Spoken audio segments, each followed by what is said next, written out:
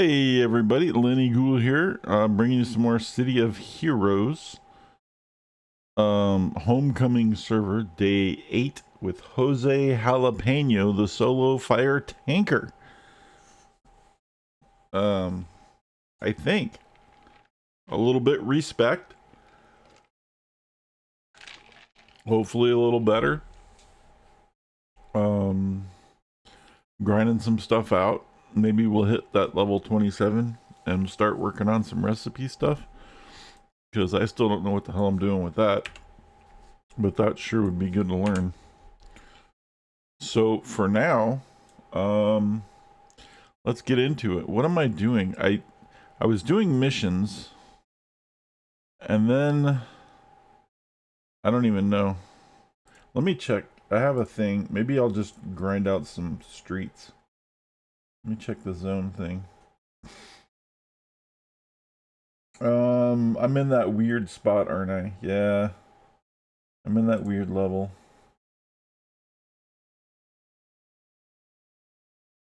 Like half of IP is not high enough and the other one's too high. And Sturga and Talos.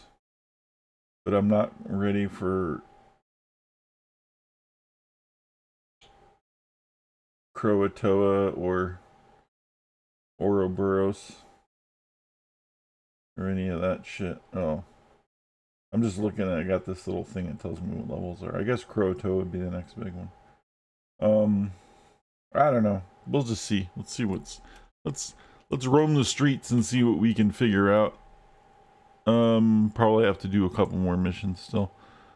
We are on Talos. We did. I think we finished the mission. I think that's the thing. We finished our contacts up. And I didn't necessarily want to grab a new one yet. But I suppose I could. This would probably work. I just know, like, some of the missions are really annoying, and I didn't want to do an annoying mission. So let me get back into tanker mode for a minute. And kill a couple of easy mobs.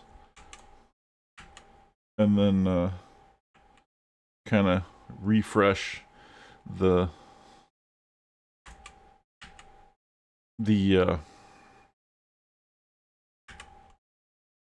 I can't even think of the word.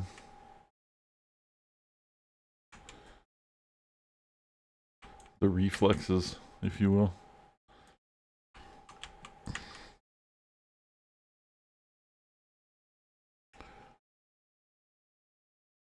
And maybe we'll I don't know, maybe we'll just mow down some streets for a while and then get 26 would be a nice level.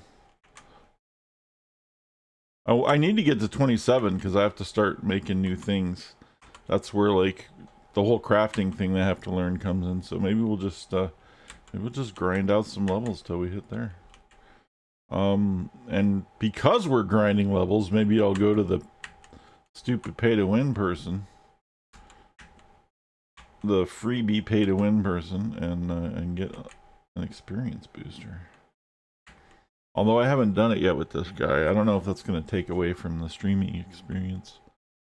I do it on my alts because I'm just blazing through with those, but I don't necessarily know that I want to do it on my main. Feels like I should grind him out the old-fashioned way.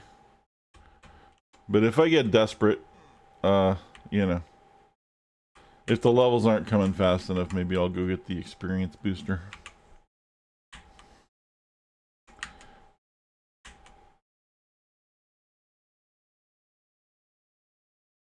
Not that I'm in a big hurry, but, you know, I kind of want to get to the point where I'm learning how to do all the crafting shit again.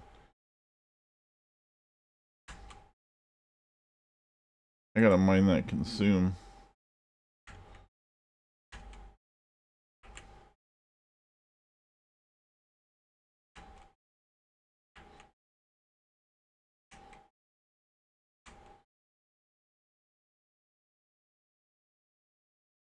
Alright. Oh, there's purples. We don't want the purples.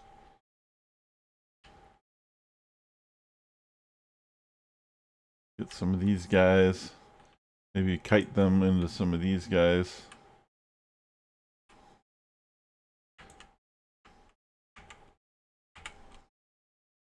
We'll make a party out of it.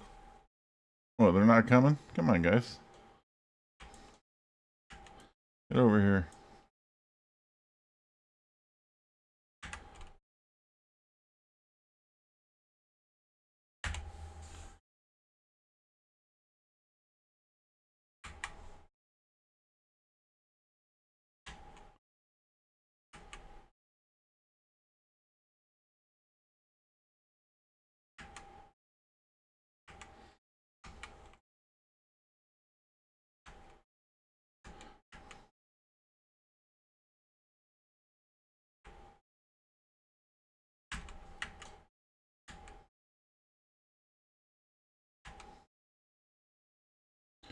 That's the way to do it, man.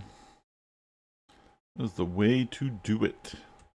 Oh, let me move this closer. I don't know. I hope you guys could hear me still. I just realized my microphone was pretty far away. And I'm not monitoring my voice directly, so I don't necessarily notice when I'm being too quiet.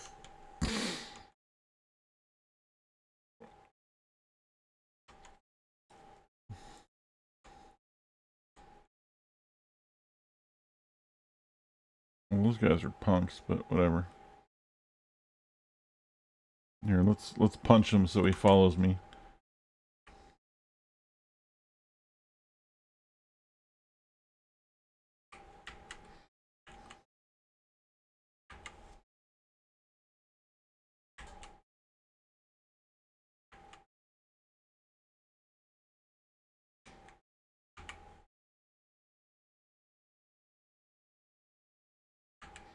Burn it all down.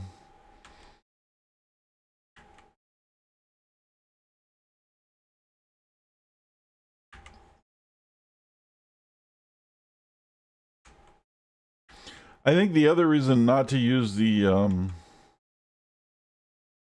experience boost right now is because I do need to make things, and it's going to require influence. And if you use the experience boost, you don't get any extra influence outside of what you sell from your enhancements. And that would probably be bad. I don't know how much you normally get anyway, but it says specifically that you don't get any, and that would kind of suck.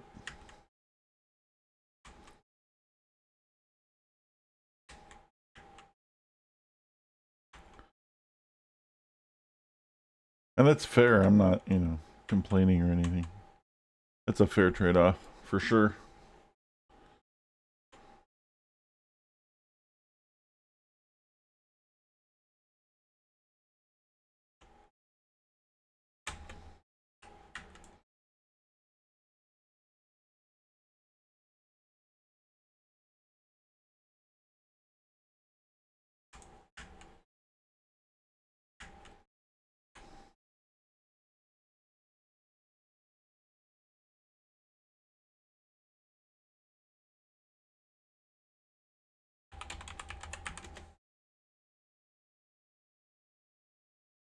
Sorry, I got quiet. Every time I click off the screen, the volume goes away. Because it's an old game and it doesn't have... Apparently, a lot of new games have a thing that are designed for monitors and stuff, and so there's a function where even if your mouse, if the focus is not on the screen, the volume will still play, and you can have that as a feature. I haven't found that on this one. It might be there, but I haven't found it yet.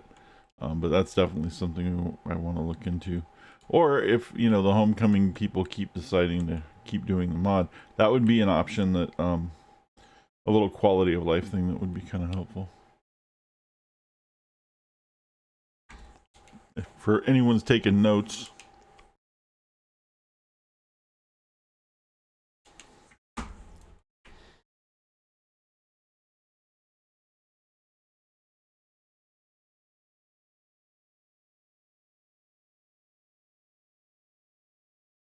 Hey, Tiff, what's going on?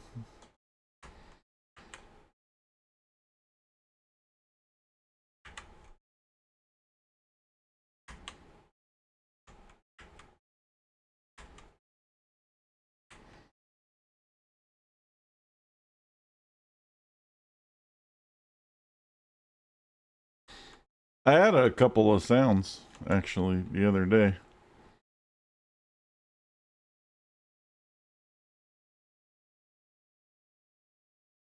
Outside of just that one. Oh, the sorcerers. I don't want to deal with the sorcerers. When there's one sorcerer, it's not bad. When there's like two or three, it's bad because they heal each other. And then they teleport around, and it's just annoying.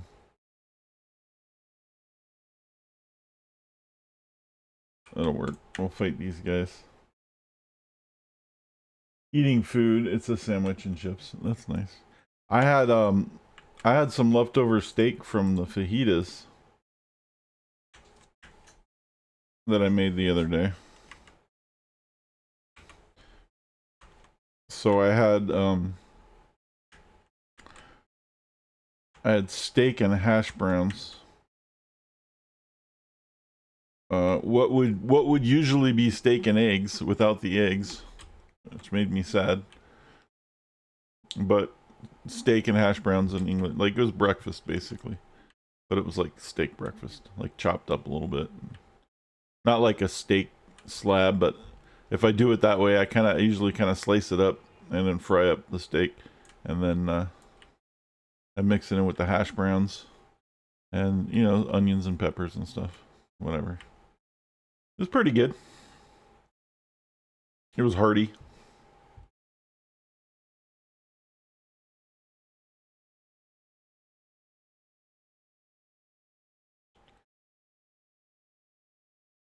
Nothing like amazing. Is your sandwich like? Is it like a generic sandwich, or is it like you went somewhere like Jimmy John's or some crazy shit or whatever? Togo's.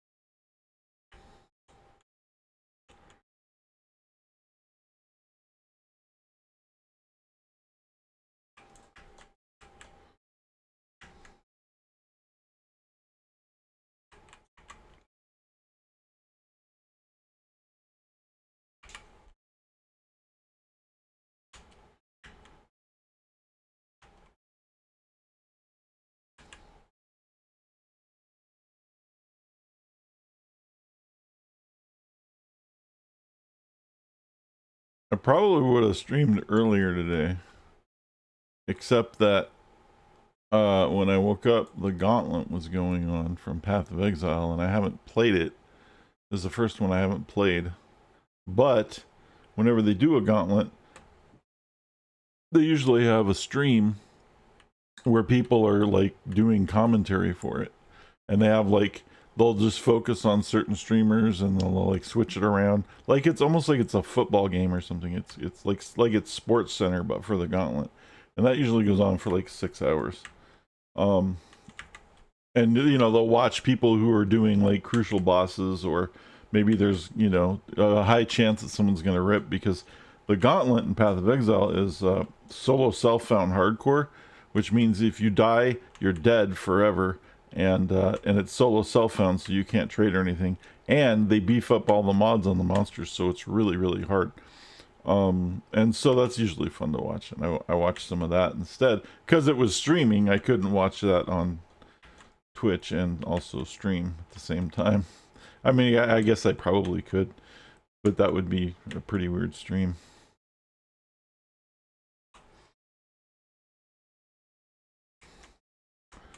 So that's why I wasn't on earlier, because I was watching that. I was watching other streams.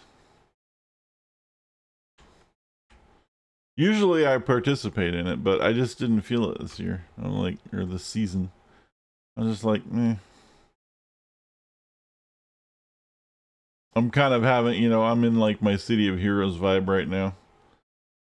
I don't want to like break off and like get sidetracked into some other. Like I'm starting to learn like things in here. When I get into like learning phases, you know, of a game, then I have to like focus on that because PoE is like constantly learning. So if you play that game, you're like you have to focus on that. And I, you know, I don't want to like. I only have so much brain power to go around.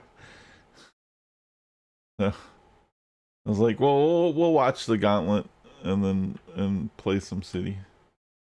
It all kind of worked out. It's pretty good. It's a lot of fun.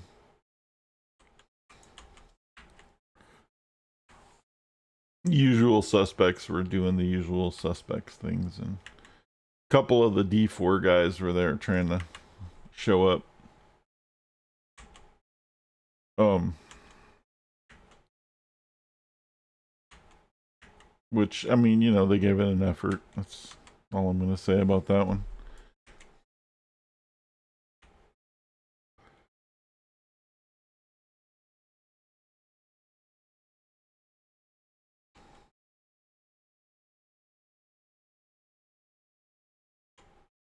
Hmm. I need to find a better zone. This is a shitty zone. All right. Maybe if I go.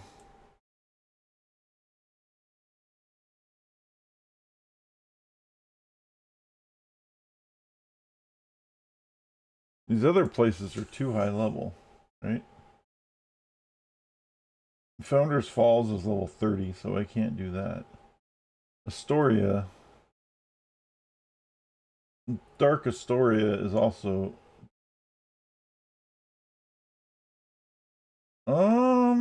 Actually, oh, it's a hazard zone.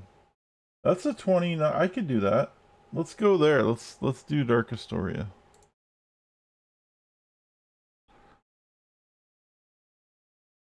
What the hell am I running for?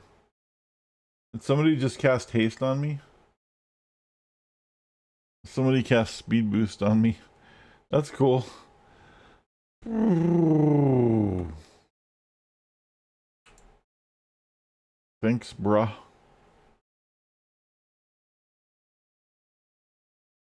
Let's check out Dark Astoria. This is supposed to be a 21 to 30 zone?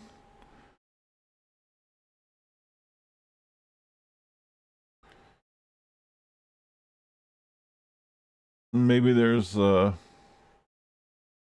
little juicier mobs there.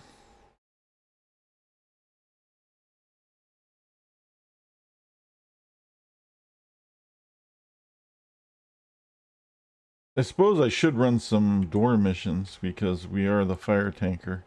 I was going to do that, right, and I forgot to do that. I even said I was going to do it, and I didn't do it last time. So we'll do that after I screw around a little bit. Maybe after we level, we'll do it. I was going to do a door mission where I lower the difficulty by 1 and raise the number of players by like 6 or something. And then just group up massive hordes of mobs and kill everything.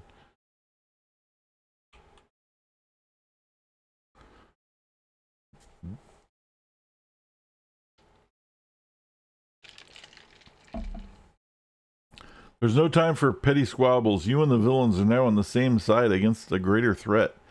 You cannot fight each other here. Oh. Hey, what am I... What happened?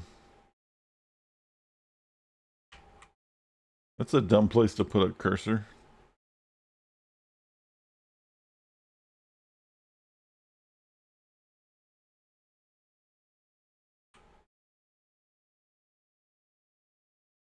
So what are we fighting then? I don't even know what we're fighting. The aliens or something?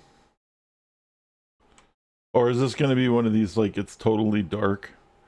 It's just, like, totally bleak? And then occasionally we'll find pocket mobs? That's no fun. Oh, what's this? portal stuff. Oh, that's not good. Level 50? Alright, we're in the wrong fucking place. I'm sorry. Clearly that is not what the zone little chart that I'm reading says. The zone chart says 21 to 30. 50 would be like instant suicide.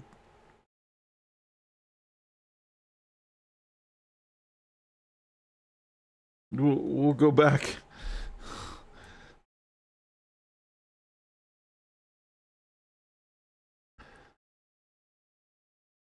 Skyway.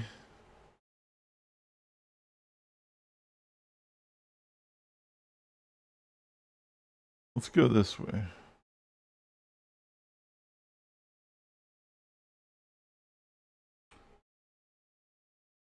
Oh, now there you go. See, these are 26. These are a little too much for me, but not huge. They're not impossible. If they were a little bit, if I find like some 20, like 4s or 25s will be fine. I don't necessarily want to take on like a bunch of red mobs.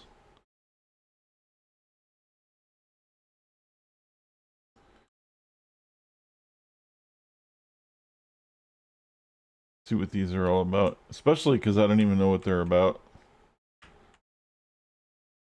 Apparently there's a tree of life. Does that heal it?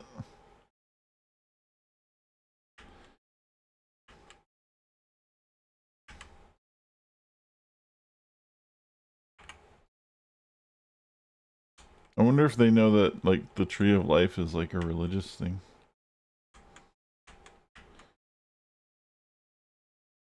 Like very much a Jewish thing.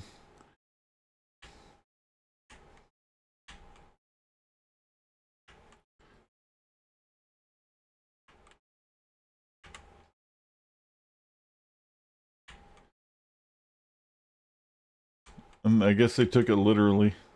They said, "Well, we'll have trees." Kind of like the skill trees. All right. Let's see. Man, these guys aren't getting any easier. We could do that one. We could do two. We could do 2 oranges.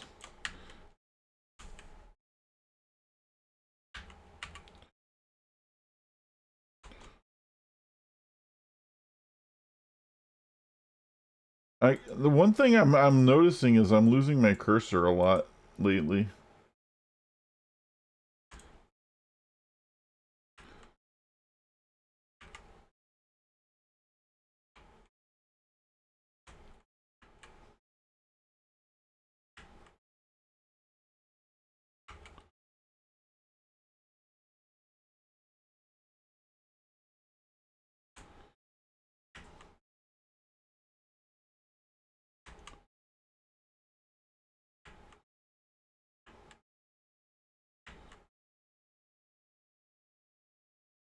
Used to happen in PoE a lot, and then like like it was like 2 years ago they came out with a season where they're like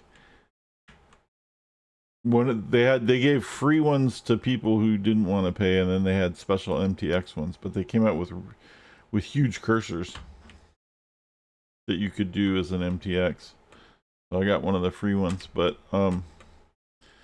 it's big and it's like a bright color so that you can, it's not white, but it's not like a color that's normally in all the effects of the game, so you can actually see what the fuck's going on your screen when you need your cursor.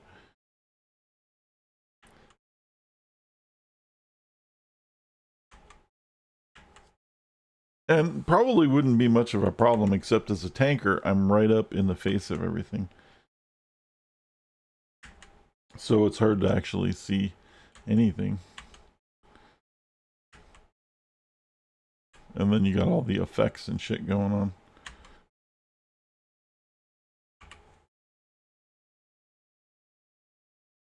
Burn the trees down.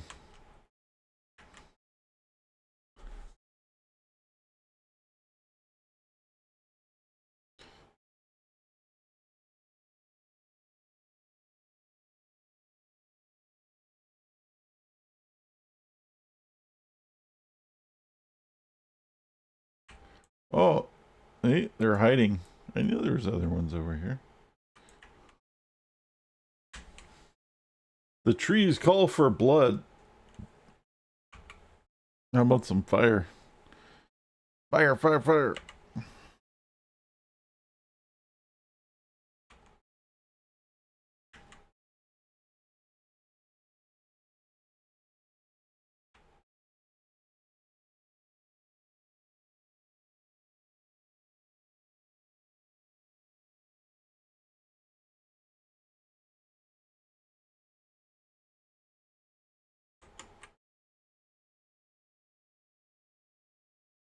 Oh, there's a purple over there. We don't want to get all into that.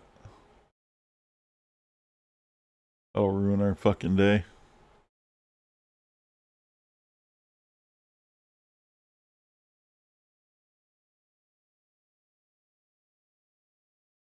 Alright, what do we got going on over here? Oh, there's like a little fucking... There's like a little thing. There's like a little waterfall and shit.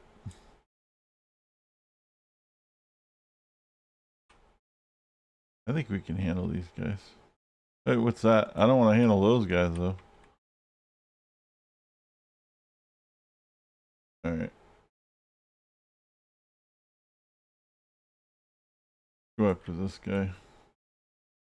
The herder.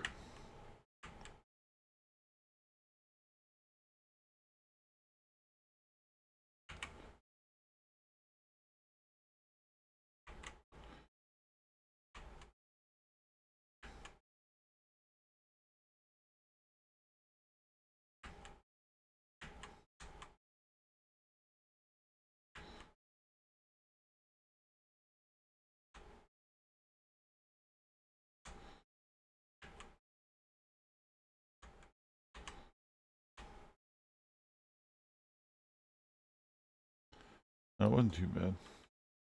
So what's all this? Oh. It's just a waterfall. It's just a happy little waterfall. This guy's solo. Alright, we'll try this guy solo. As long as he doesn't call in a bunch of friends or anything. That should be pretty decent.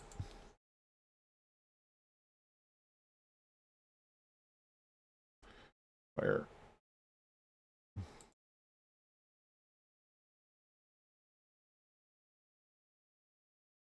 Ow. Oh shit. Bees.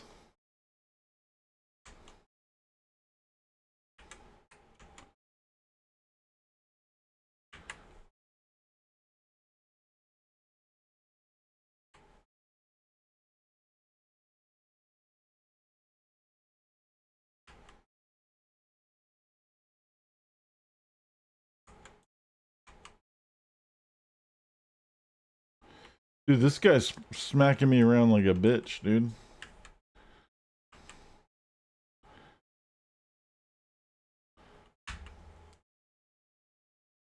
Just like bonk, bonk.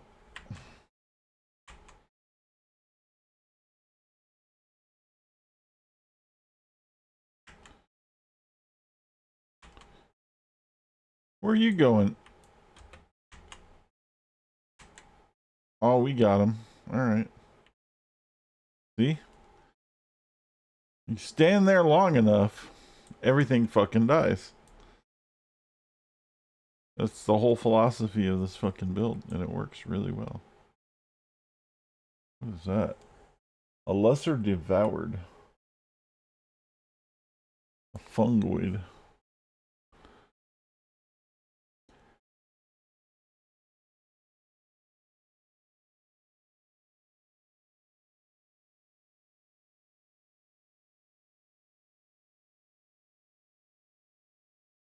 Earth is our fair mother, and Hamilton will be pleased. Oh, I remember that. I remember that whole thing. There's like this thing. This is part of a story arc.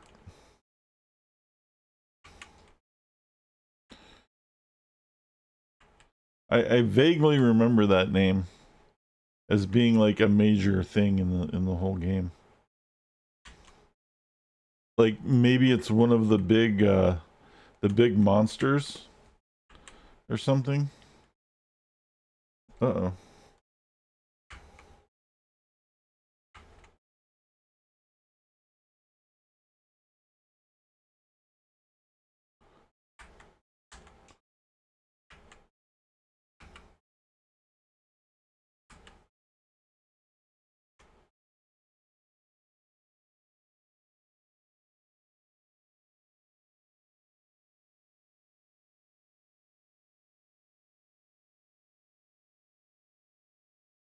There's the fungoid. And some more fungoids. What are the chances the fungoids are gonna kick our ass?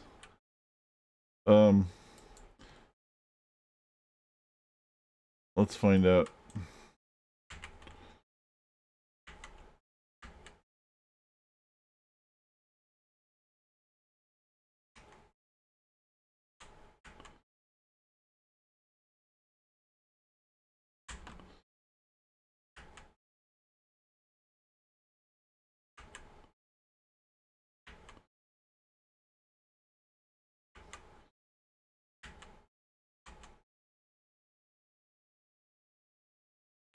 Eat them.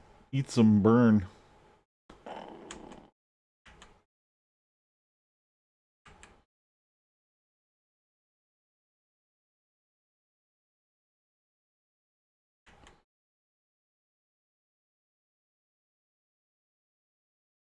Level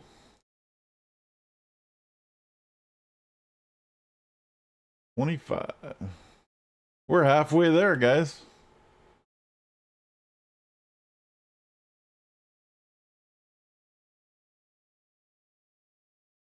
It's not too bad.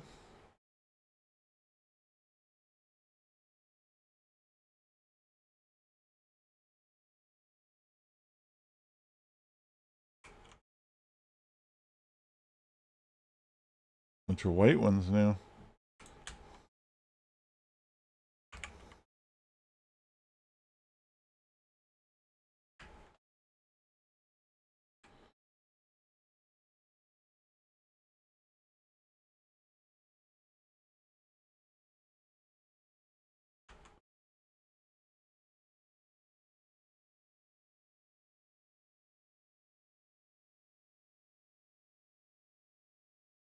Oh, there's all kinds of shit out here. Let's see what this guy's all about. This could be bad too.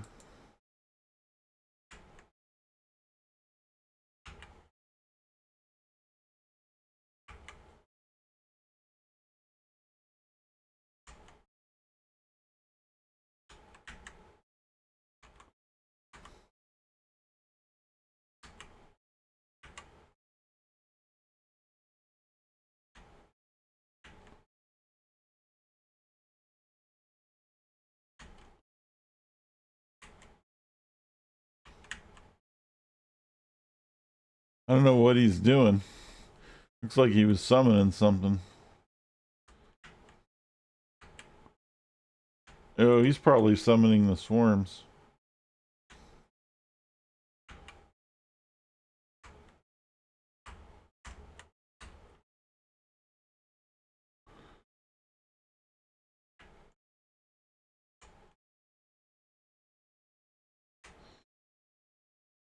That was a weird noise. Did he just moo at me?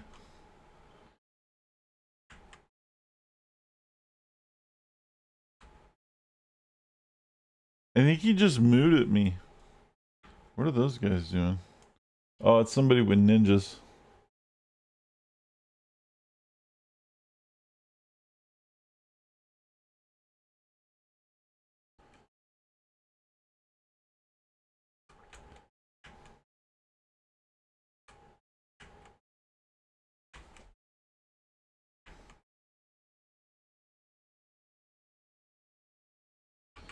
These guys aren't too bad.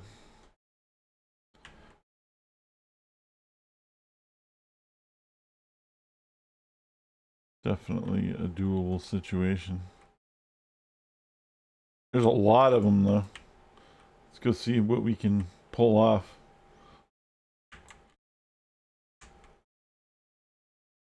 Let's see what kinds of shit we can get into.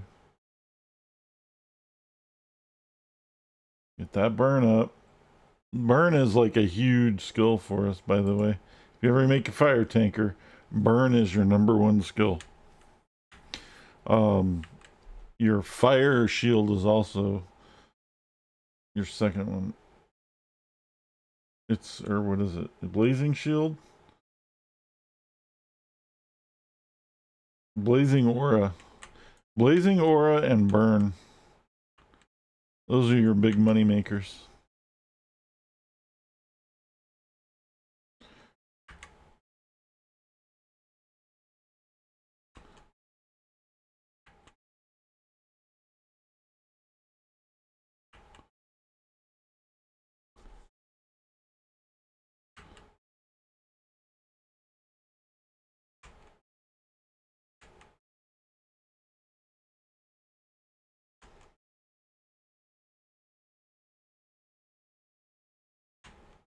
We handled that relatively well, I think. Pretty unscathed. Alright, let's fucking go somewhere.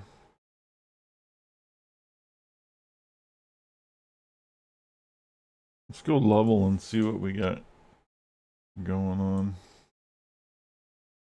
We'll train anyway.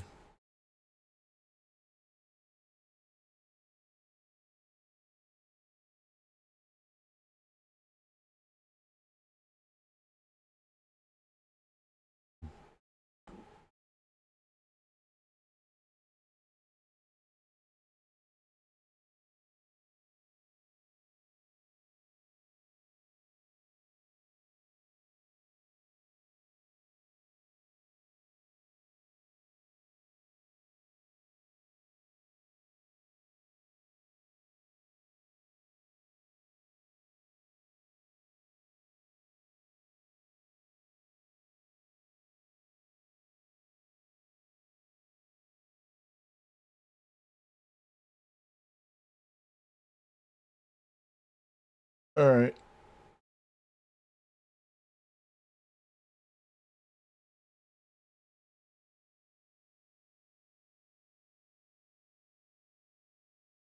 What do we want to suck it? Let's see. This is that's an auto, so we don't need to fuck with that. Blazing aura will probably need another one at some point. All of these will need one for sure. Burn and blazing aura are both huge, but we already have them socketed with damage, so that's not really as necessary as it needs to be right now. Healing flames could probably go 3-2 eventually. Consume's fine. Nothing I can do about that one. It does, oh, it does fire damage too?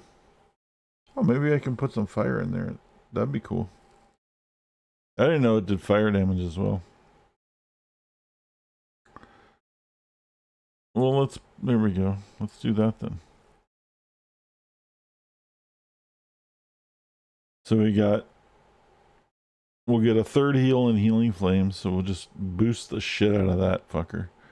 And then consume will put a fire or a damage in, so that when we do our little energy pull, we'll also get a little damage out of it, which would be kind of nice.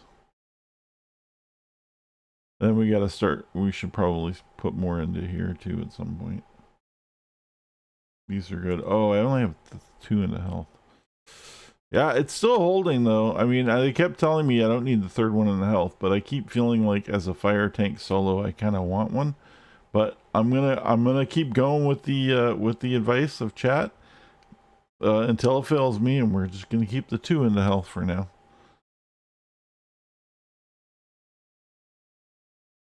And if it fails, then I have someone to blame.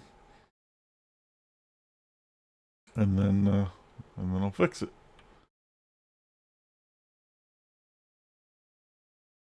I can scapegoat you guys.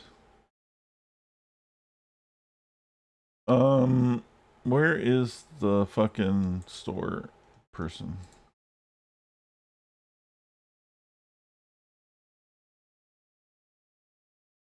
Tech store, merit store, store, magic store, natural store, mutant store, tailor.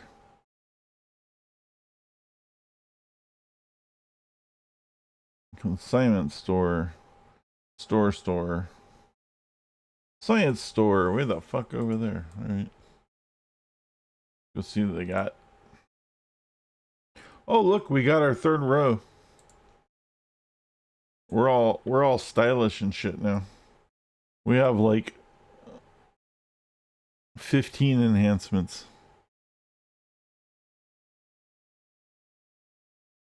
I feel like a big boy now.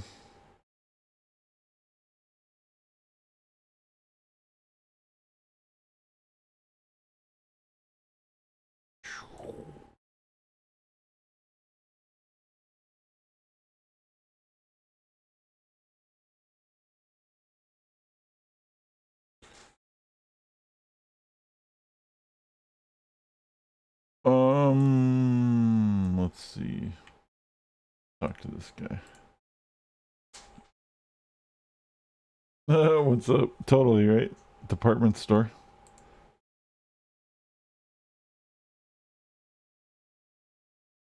It's appropriate.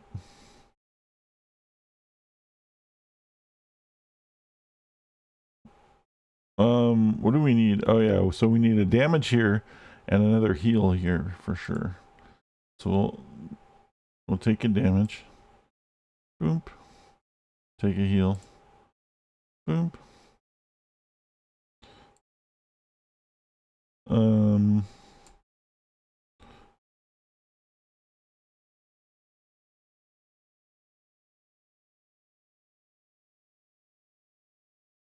we'll save the rest of our money for a rainy day because there's not a whole lot here.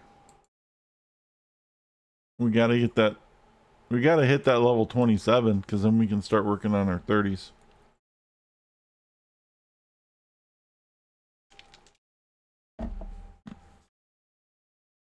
Let's see if there's a lame mission. Steel Canyon, no. Night Ward, I don't even know what that is. Fireball. Midnighter Mansion.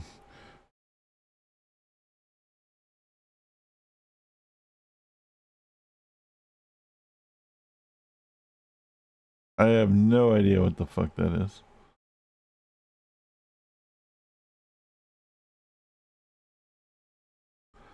What's all this first word shit? Everyone's in the first word. I don't even know what the fucking first word is. Mistress of the Carnival of Light. She's a talented mystic who serves as a leader of the Praetorian Carnival of Light and is one of Vanessa DeVore's most trusted friends. As such, when Vanessa needed to send one of her people to Primal Earth to recruit prospective assistants in the first word, Ava was on top of the list. She now stands vigil along the cliffs of New Corinth, maintaining the link to Pretoria while awaiting the arrival of those willing to aid the carnival in the first ward.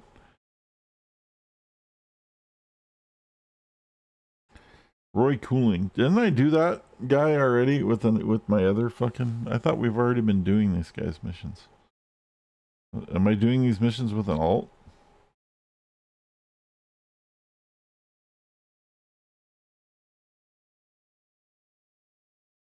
I'm pretty sure I did these missions with this guy already. I think I might have done them with Little Banger. Field Agent Keith Nance. Superpowered activities monitoring field agent, Talos Island. Field Agent Nance works for SAM, a supposed branch of the FBSA. responsible for monitoring superpowered activities throughout the nation. It's a very rare thing to see one of these super agents in the field. It usually means they're performing some type of high-level investigation. I think I remember this, but at a lower level. I thought we already did stuff for her.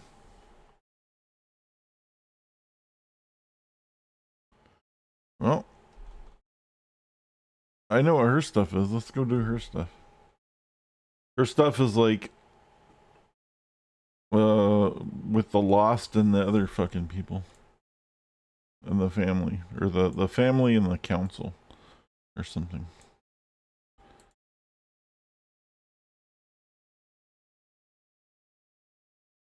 Combat 10 Council in Port Noble.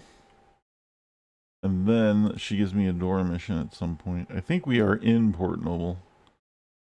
Even though we don't have a little thingy that says Port Noble.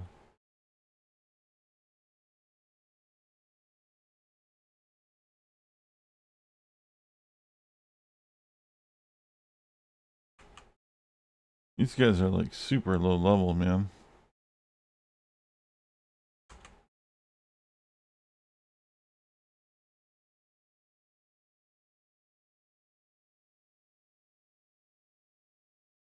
Oh, these aren't even council.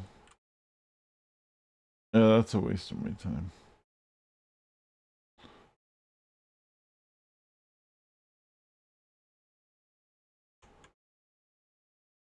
I kind of thought we out-leveled this area, but maybe not.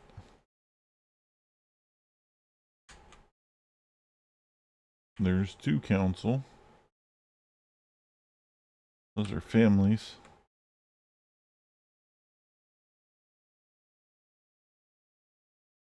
Oh, here's a whole bunch of them. Check this out.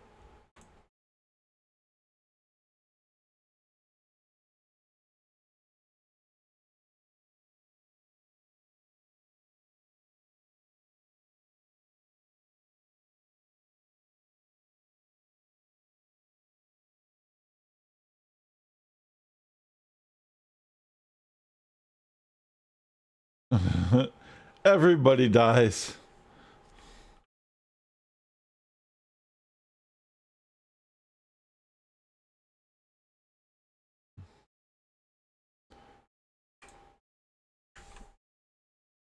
They can't handle the heat, man.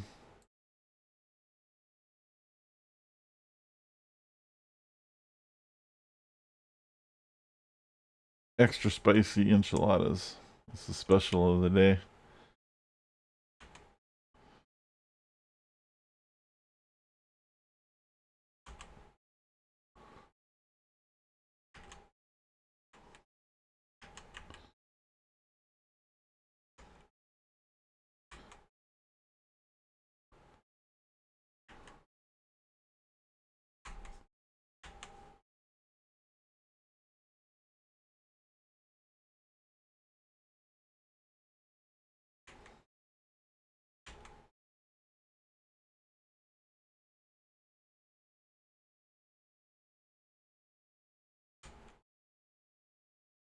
Dunk.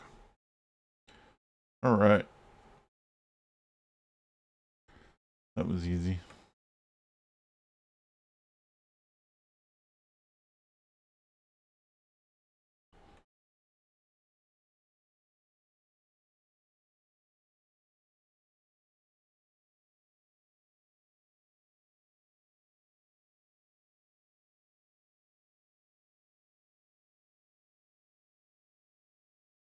Bust Tommy One Eye and his crew.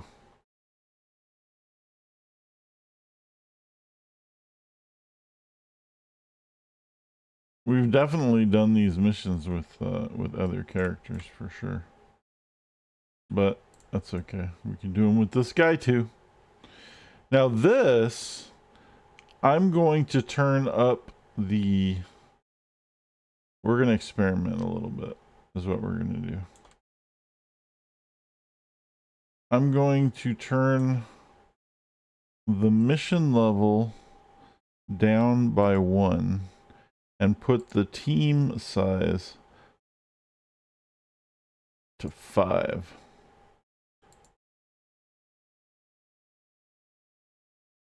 And that's going to be a whole bunch more people.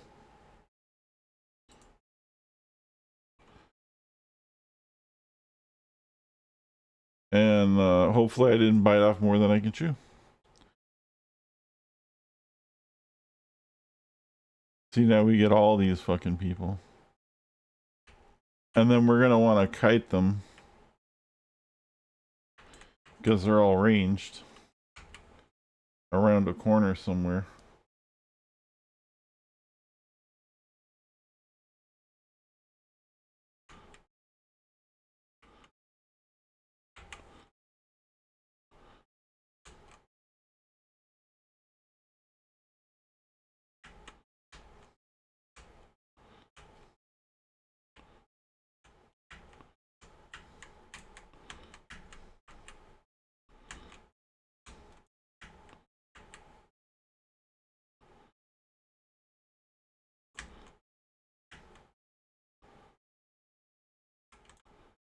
That's not bad. That was pretty doable. I was a little scared for a minute. The big issue is going to be if it's out in the open and I don't have anywhere to pull the ranged guys to, because this is the problem is that you need to keep everyone grouped together to do all the damage to everybody at the same time. And if you don't pull them all into a place where they're gonna group up or bunch up, then it's not gonna work too well. So what I need to do is find places like that. So like how I touched them all to aggro them, and then I moved into this box. They were forced to go around the corner, and then they couldn't stand at range and shoot me. Holy shit. Maybe I did bite out. Well, let's see. Let's just see what we can do. Let's see what happens. Let's get all these guys. And let's go over here. Let's go find a corner.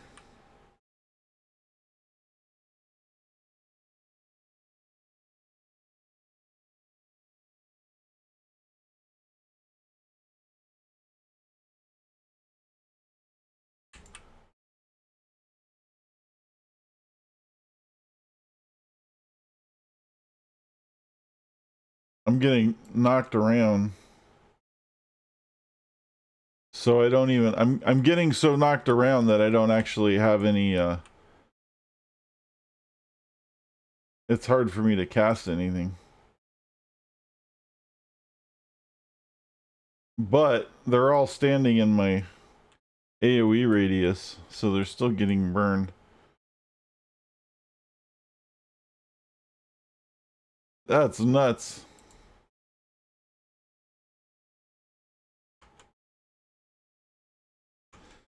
This is why playing a fire tanker is so fun. This exact reason.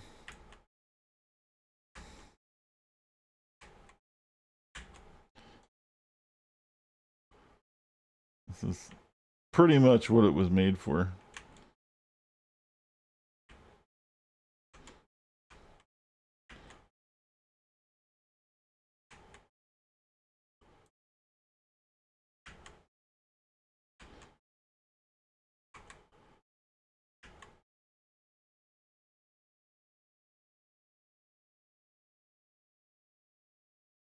That was a huge group, man.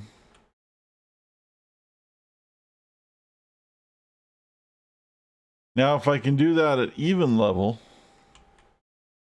we're getting somewhere. Crafty little gamer, what's going on? K-pasta.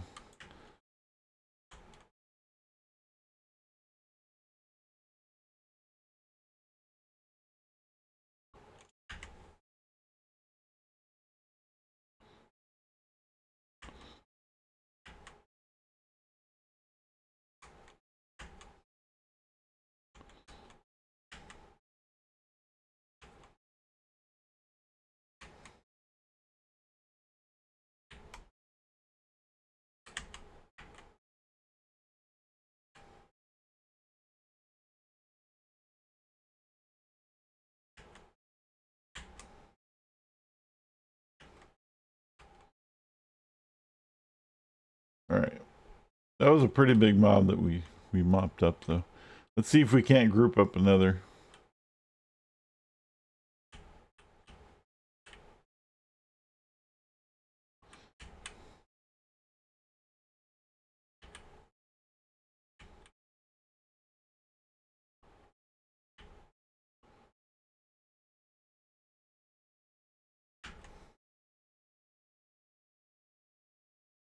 What we want to do is we want them to be forced around a corner.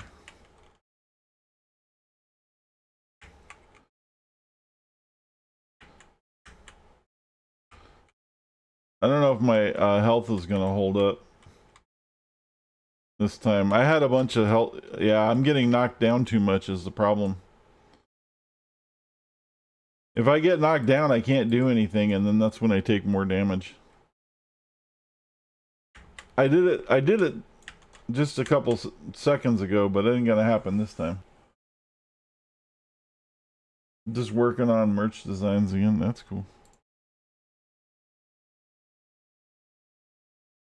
See, that shit works sometimes, but we're not there yet. We'll get there. We're working toward that being the goal.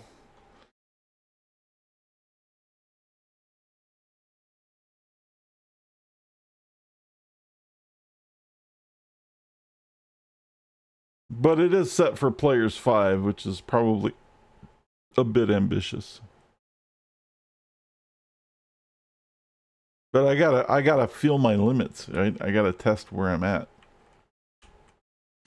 I think once I hit 27, we'll be fine. That's the big thing, because that's when I get to craft all that shit and like make better enhancements and stuff, and then I'll be like super amazing.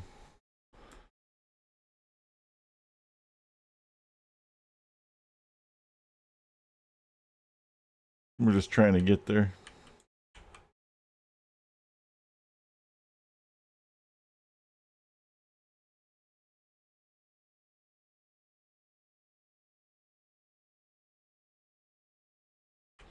All right.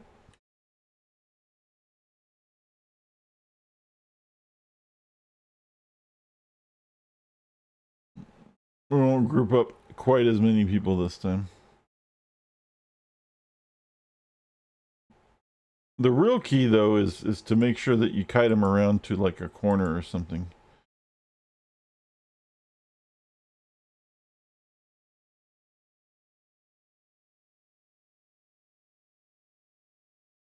That way all the range guys group up too.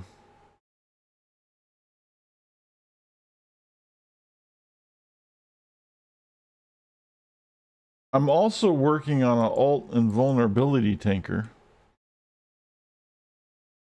for shits and giggles. And he's doing pretty good. And my my Raiden clone is like getting very badass as well. They're all doing pretty well.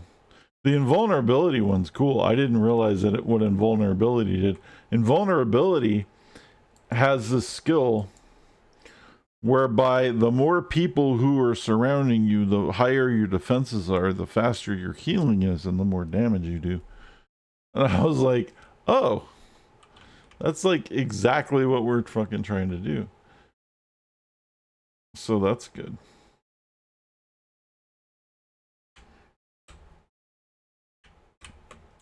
Uh-oh. I just boxed myself in.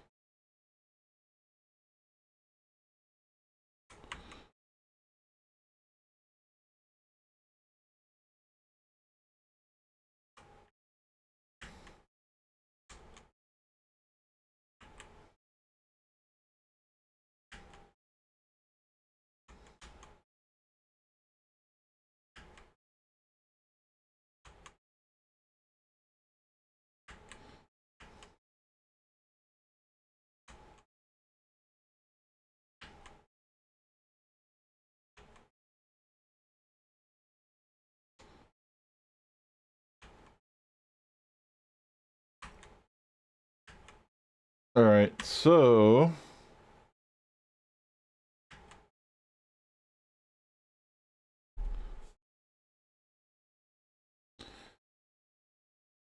that's a lot of damage. All right.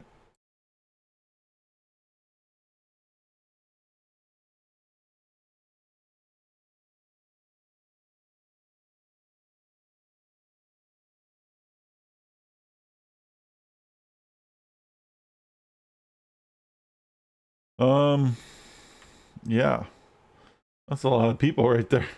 But this is working. I like this. This is working. Where's the door? Oh, I just got to make sure I know where I'm going.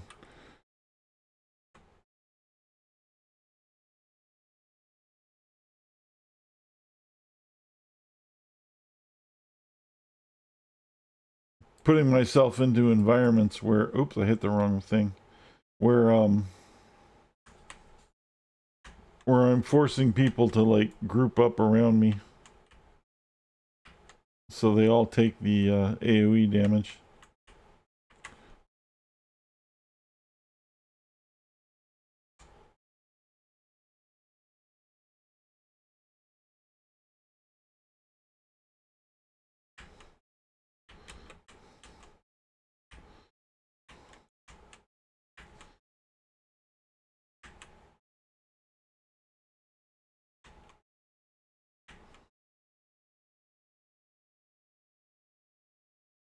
There we go.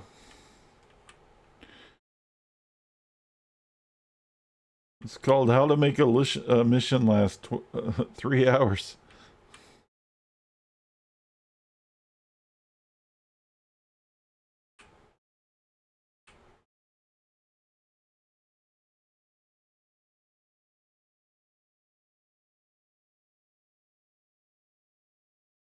I'm messing with a gravity guy too. That's a lot of fun. I remember gravity controllers from back in the day, and I'm making one, and that dude's badass. Gravity. I think I'm doing gravity dark, or no, gravity time. Gravity time. Holy shit, that's such a fun controller, man.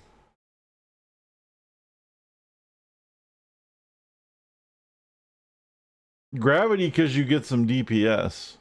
Because controllers are hard to solo um, without something that has like an AOE DPS or something like that.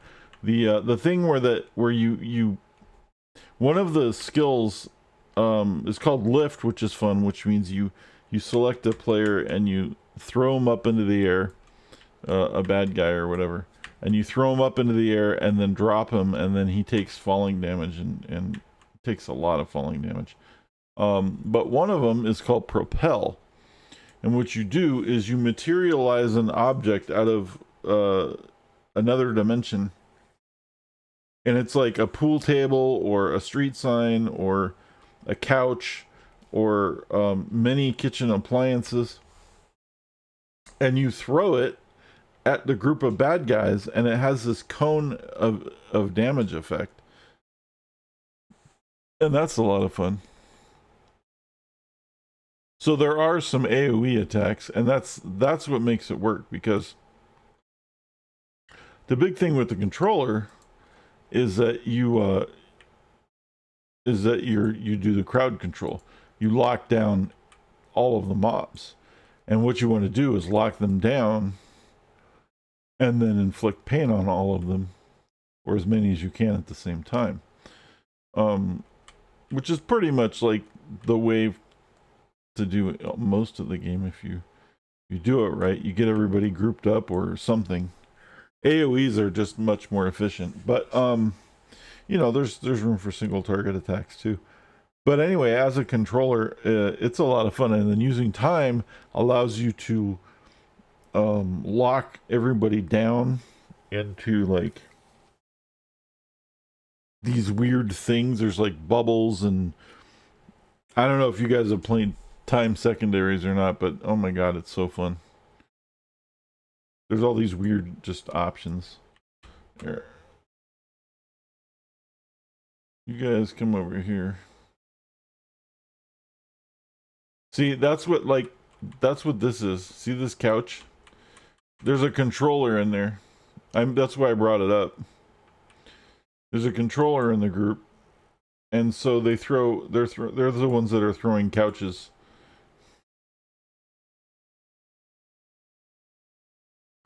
They're a gravity controller.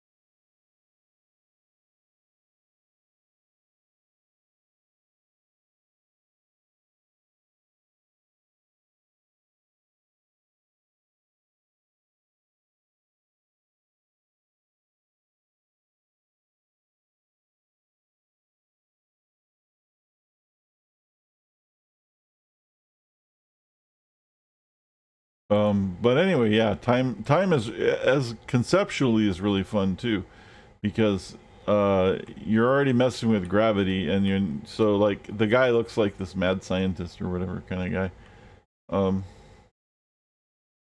which is a fun costuming option. It's always entertaining. Where's my cursor? There it is.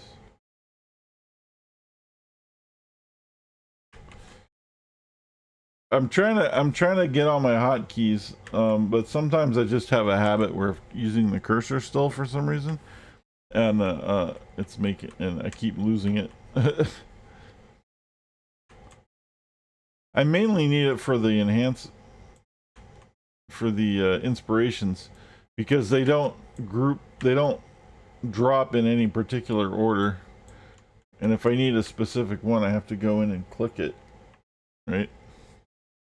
Out of the pile, and then I lose my cursor, and I'm like, ah.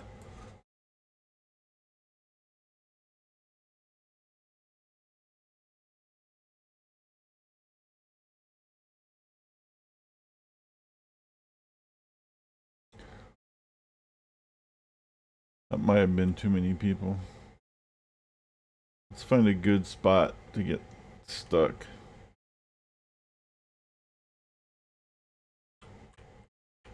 That'll be a good one.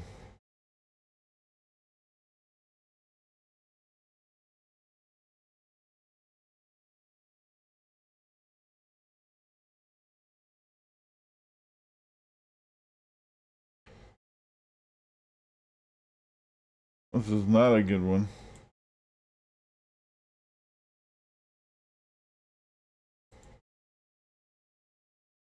I guess it's okay. I just keep getting pushed into the walls.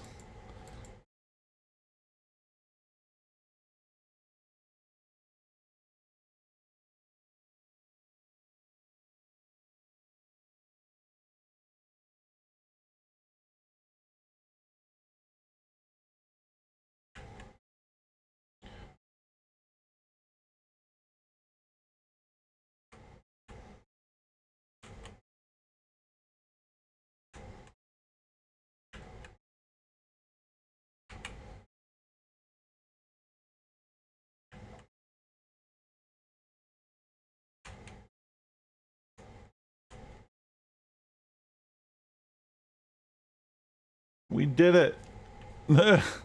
Holy shit, we did it. Oh wait, there's a couple more over there. We missed two.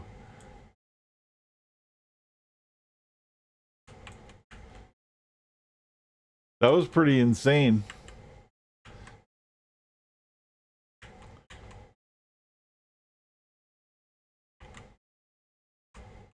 Oh, there's a couple stragglers over there too.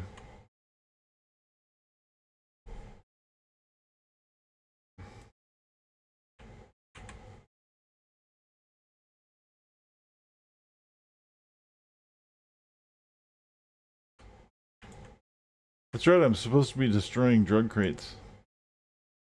I forgot about the fact that I actually had things to do in this mission. Let's just kill everybody.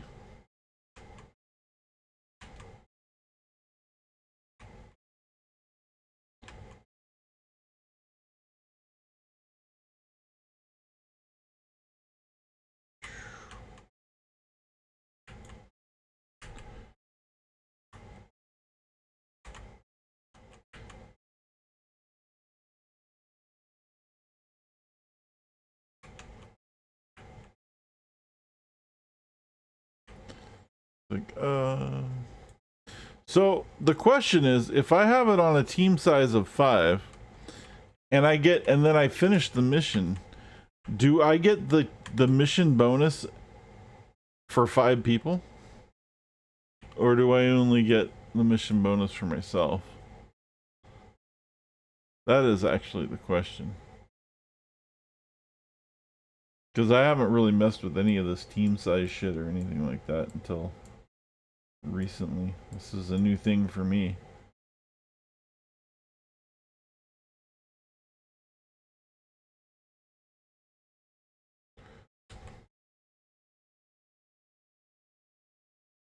If we get this insane mission bonus, then we'll fucking know, I guess. Ah, I'm stuck. Where am I stuck? Where am I stuck? Quit being stuck. Jump. God damn it. I fucking couldn't move. Alright. This is probably some lag related shit.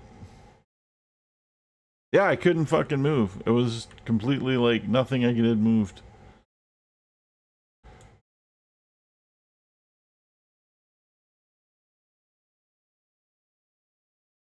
It is kind of laggy still. But it's always kind of laggy when I play because I'm in America. Yeah, 177 ping.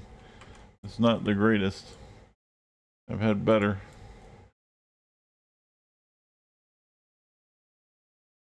I don't think that's why I was stuck, but I like my dude like was walking towards something and he got stuck on something and then I couldn't move. I needed to go around the corner so I didn't get shot by 400 people at the same time. That's all right. At least we don't have to do them over again. We just have to continue where we left off. Good thing this isn't like hardcore. We'd be dead like 6 times.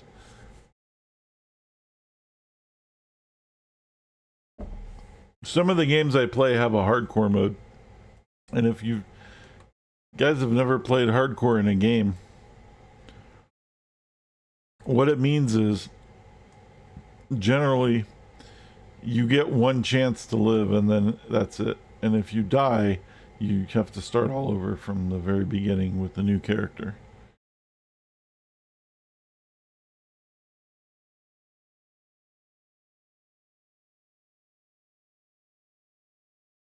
Games like a lot of ARPGs have hardcore mode.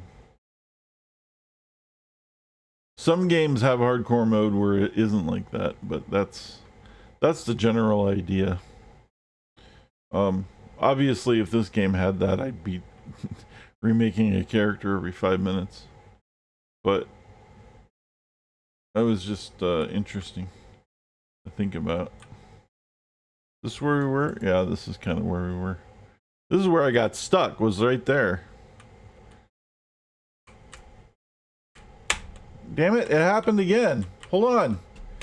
Oh, I'm immobilized. Oh, okay, I got it. Somebody in there's got some immobilization fucking shit. That's fine. As long as if I'm immobilized and I'm where I want to be, I'm okay. It's just that when I'm not where I want to be and I can't get there, it becomes a problem.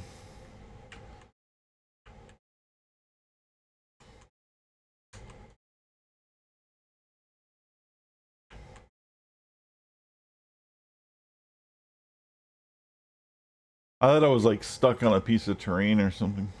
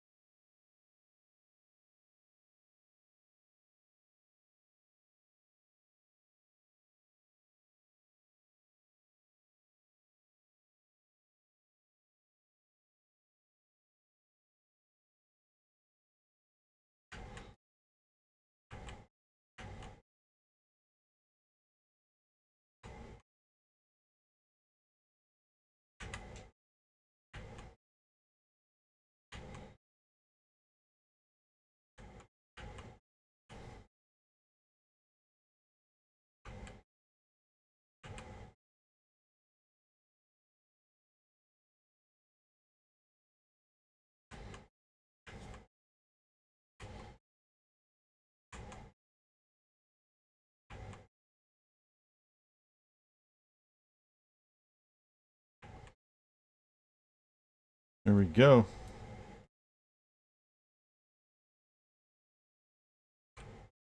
There's another crate I gotta destroy.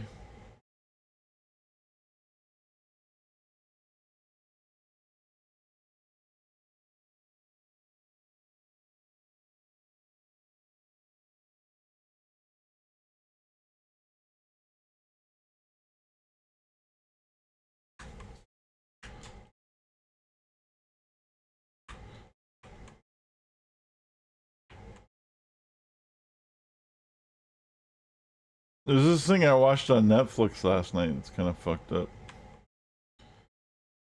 It's a documentary called American Nightmare. And like it's about this dude who basically gets accused of killing his girlfriend and shit, but like that's how it starts. And the entire thing is totally insane. His story's insane. What happens is insane. It's a documentary though. It's a real story. And every little aspect of the whole fucking story is completely insane. And it's a true story. It's just insane. You're like, "Oh my god. What is even happening right now? This is totally insane."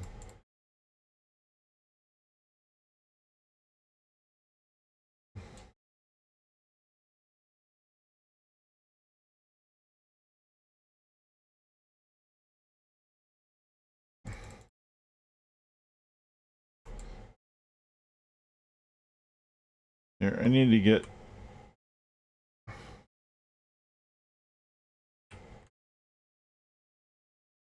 there. I need to get to like a corner. I'm kind of fucked on health though. I think I'm gonna die again.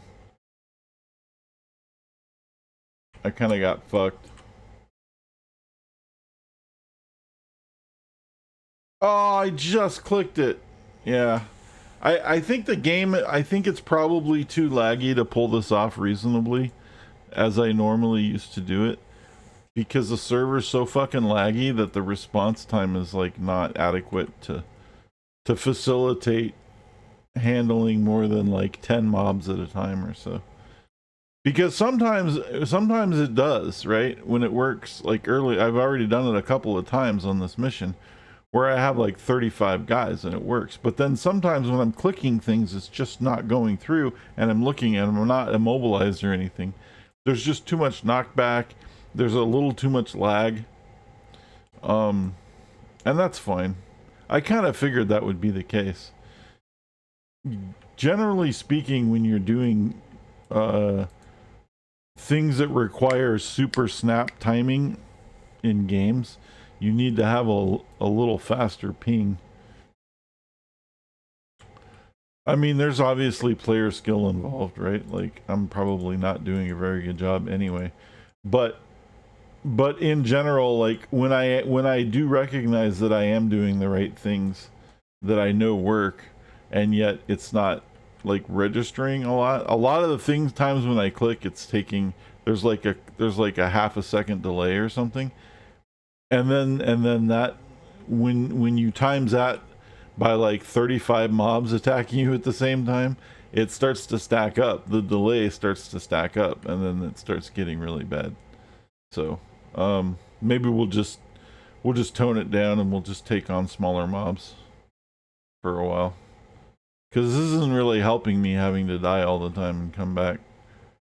But I wanted to see what it was like to try it on a 5-player game anyway, so now we know. But anyway, yeah, the show's called American Nightmare, I think, and it wasn't. It's not the. There used to. I thought there was a show called American Nightmare, but this is a documentary called American Nightmare. Not to be confused with the TV show.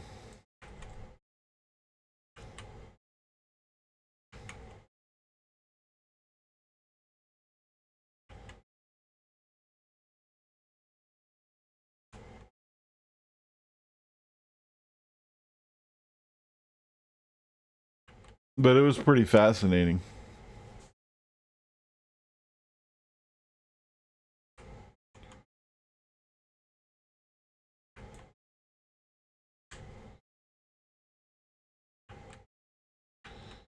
The most fascinating part about it was that, like,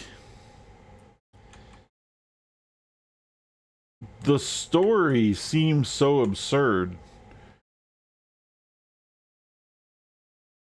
that it seems like it can't be true, right? And then like every single fucking step of the way there's like another twist that's just makes it even weirder, and you're like, what the fuck is going on? This is insane. There's no way this is real. Like, this happened? And you're like, wait, what? No, that can't be. Like, it's totally crazy. So yeah, it's really good. Good watch. Very entertaining. Feel bad for the people involved, but it was, yeah, it's just was fucking bizarre, and the ending is like, you're just like, what? Like, it's just, you have to like shake your head for a while and just be like, what is happening right now? I don't even understand what just fucking I just watched.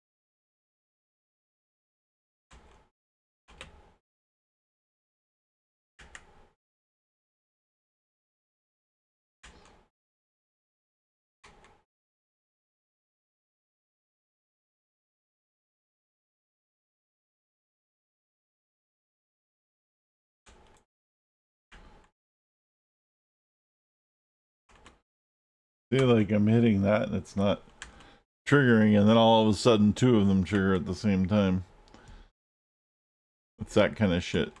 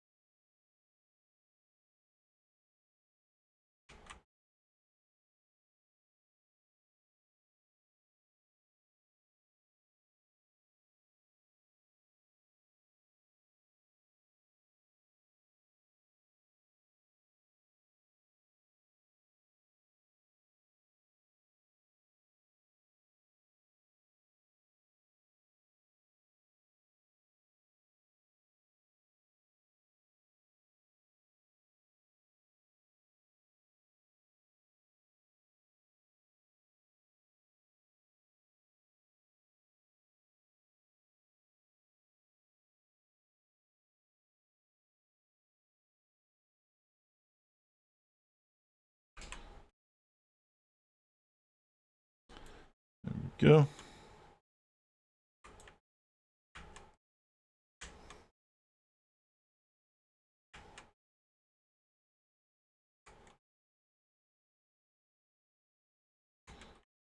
Dum.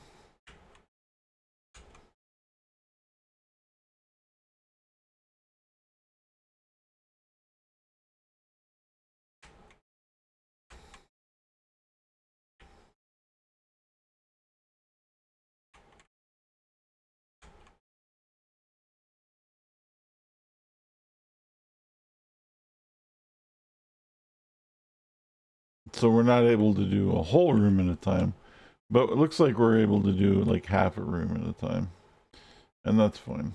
That's all we really need to get done here. As long as we make progress.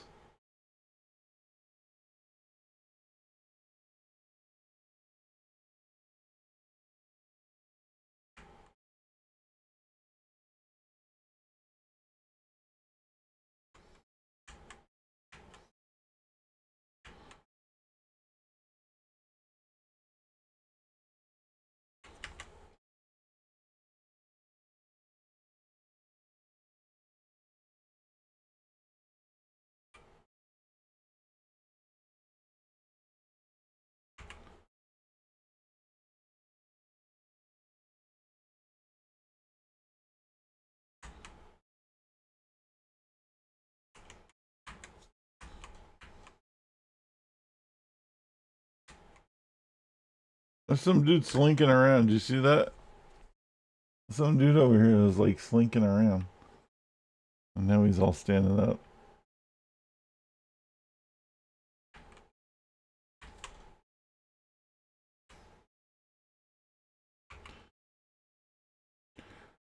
Let's burn the box. Burn. Beating up the drugs. Where'd that slinky guy go?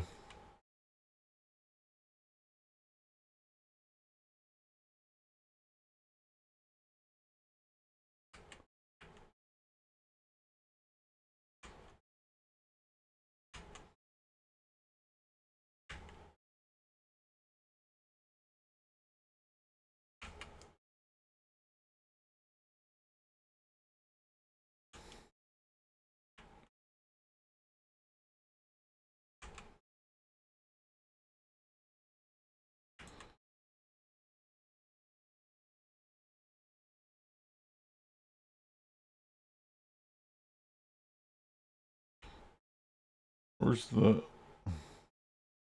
They're there.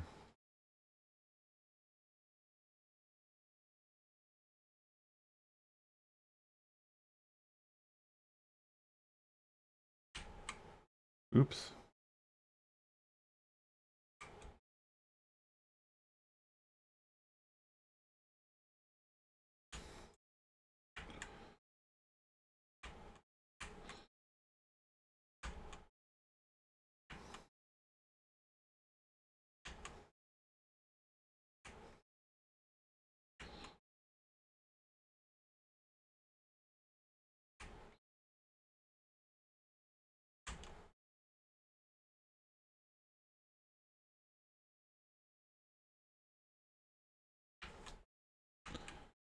Usually there's not so many ranged guys too, and the fact that almost all of them are ranged is like, this makes it so much more like annoying.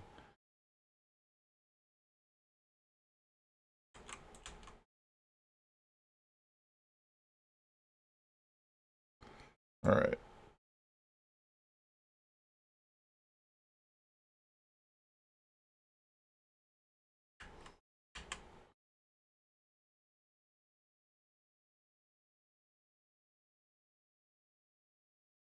Hey, my recipes box is full again. Means I have to make another storage container in my guild to put them all.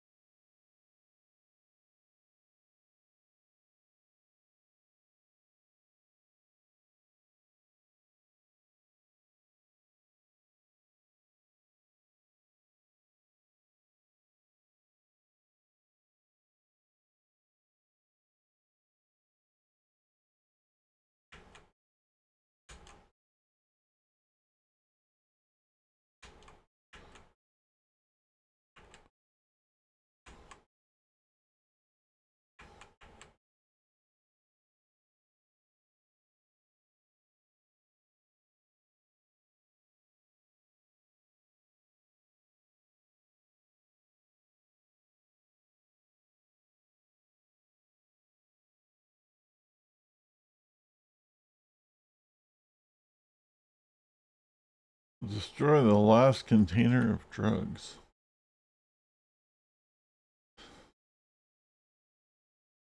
Where's my drugs?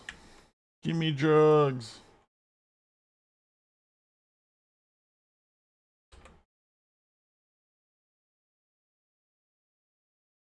Hey Slater, give me drugs, man. Get him from your mom.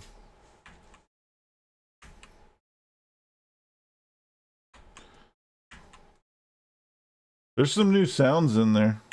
Somewhere.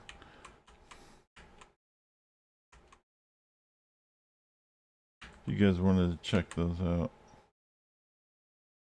I don't remember what they are. There's like two, I think there's two new ones.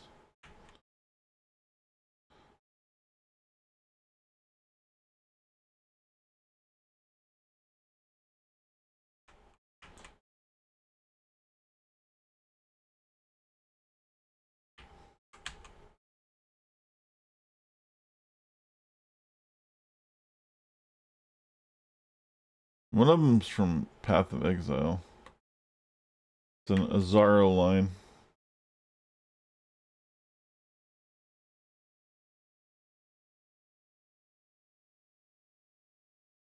I thought that would make a funny entrance one.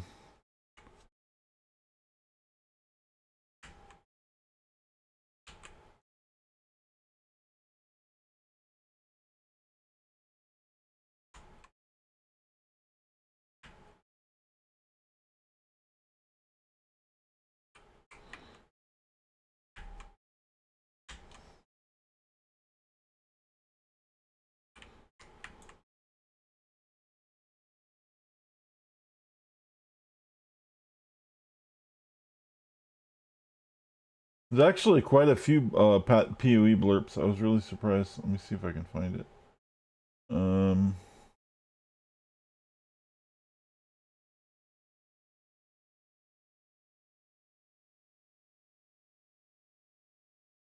Yeah, that one. I thought that would be pretty funny.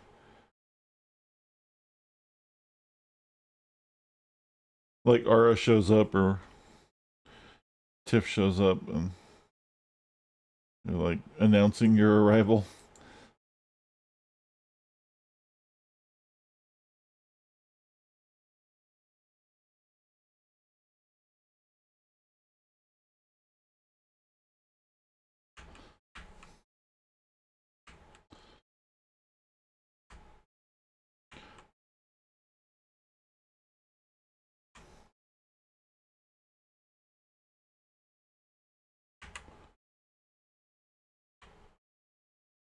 You didn't hear it.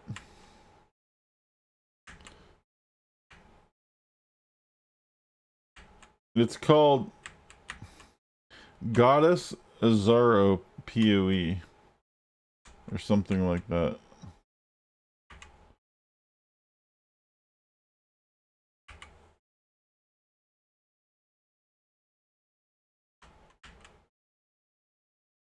Oh, okay. No worries.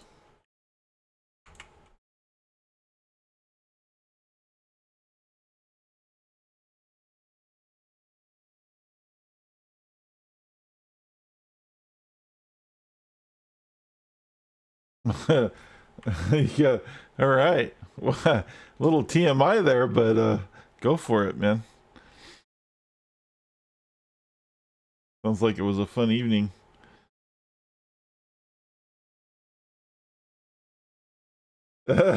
Okay.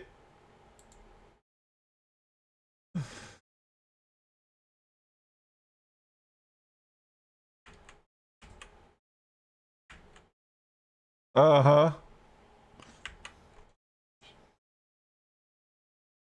Oh, I believe you.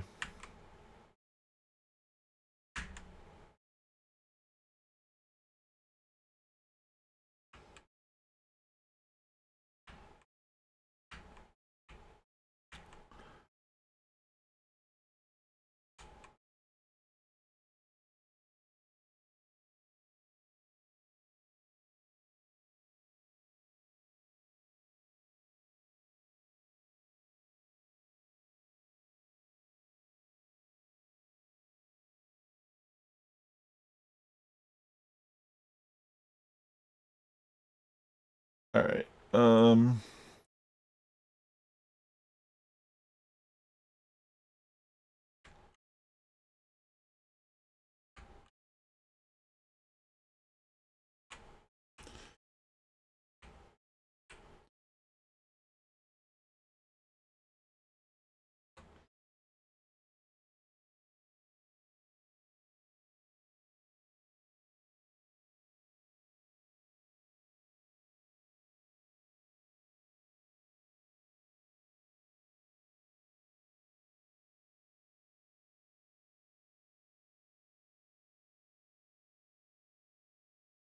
I better get a buttload of experience from this mission.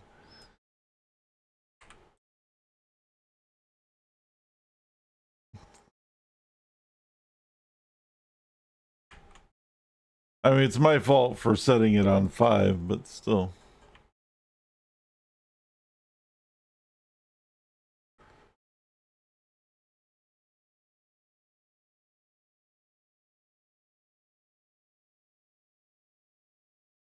If I don't get like 2 bars worth of experience at least, then it would be faster to just run the streets.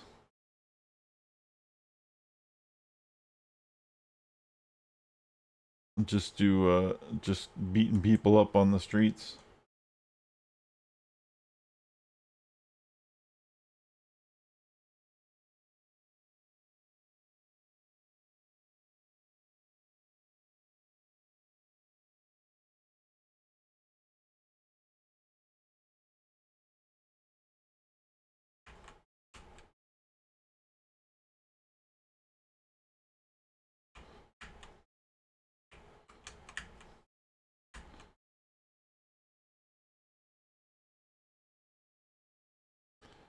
Alright, so where's the last fucking crate? I thought I saw the last crate. Did I not see the last crate yet? Is there still one more? Is it in like the back room somewhere? No. I think I passed it. I just had to kill everybody first. Could be over here somewhere, I thought.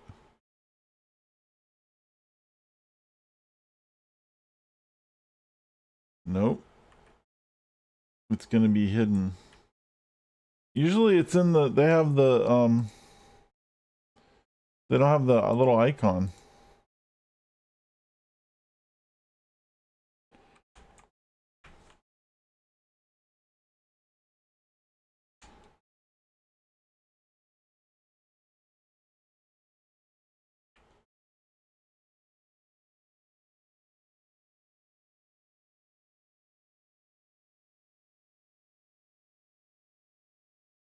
Is it in the lift?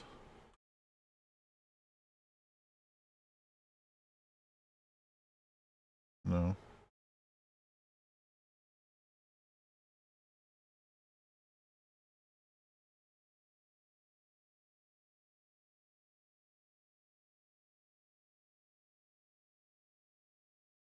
How did I miss a freaking crate?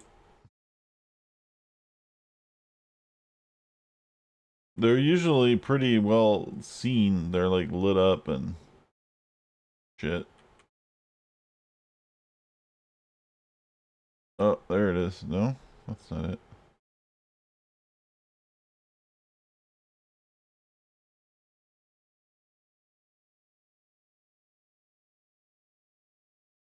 There's some more people I didn't kill.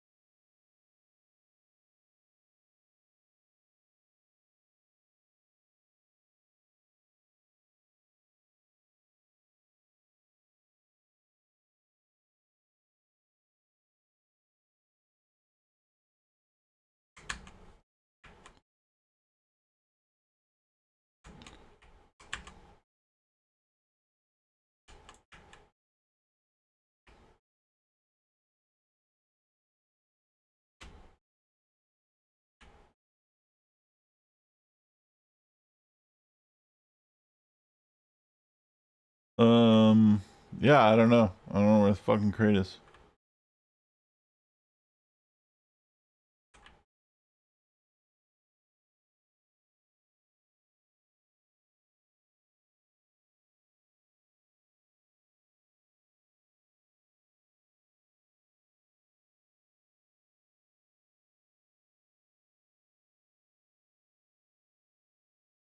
Bum, bum, bum, bum.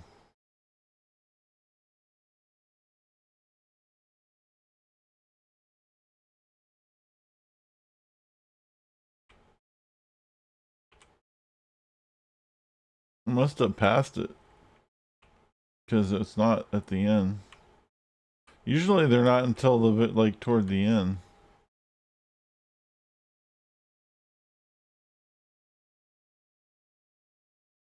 Oh fuck, man.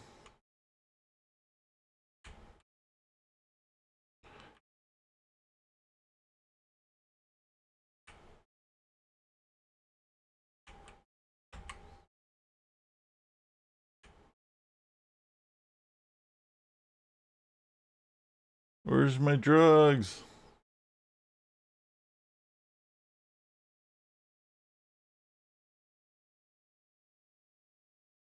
Is that it? No.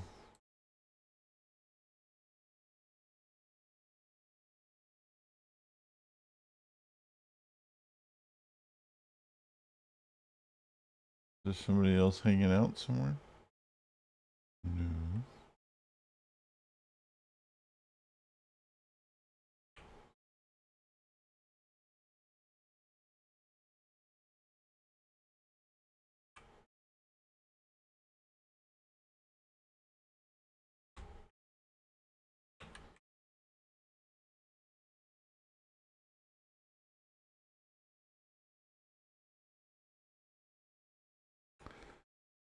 Alrighty then. Well, oh, there it is. Oh, you sneaky bastards. They put it on top of other crates.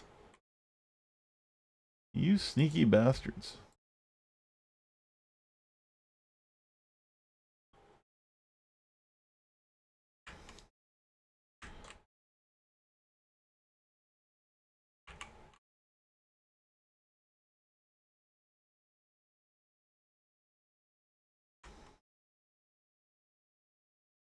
Dun, dun, dun. All right. Let's see how much I get for this one. We're at 5 and change.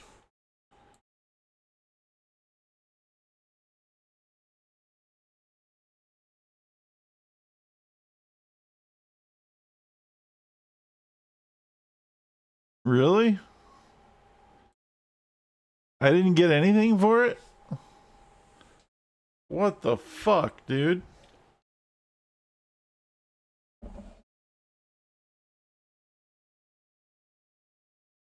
Wow, that sucked.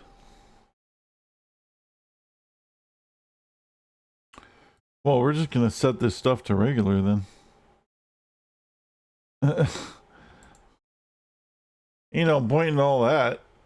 It took way too long.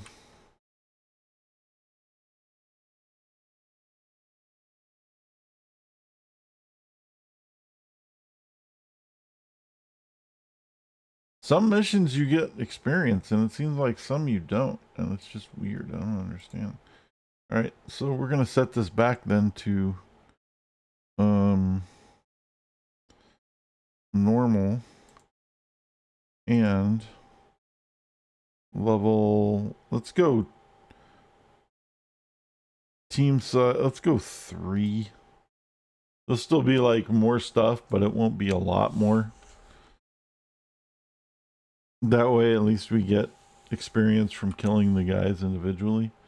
The door has been forced open. The council's already here.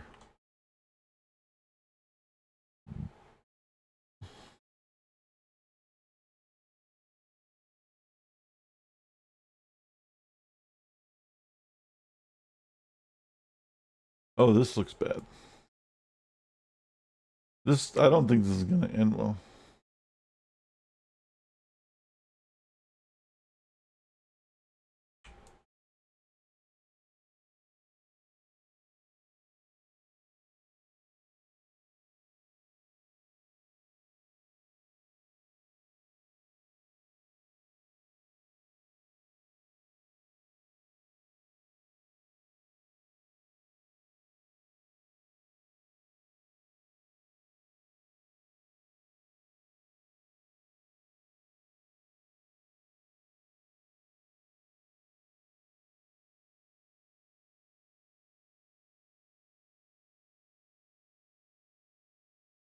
Welcome back.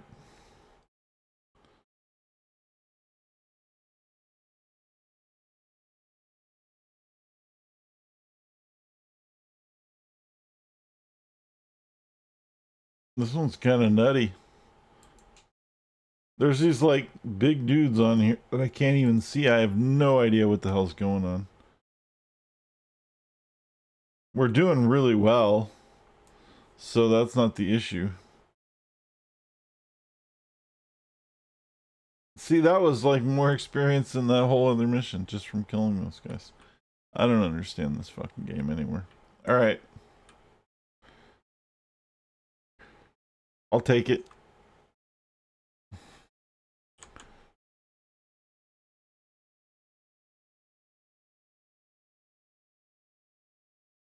Again, the issue arises with everybody doing the ranged attacks.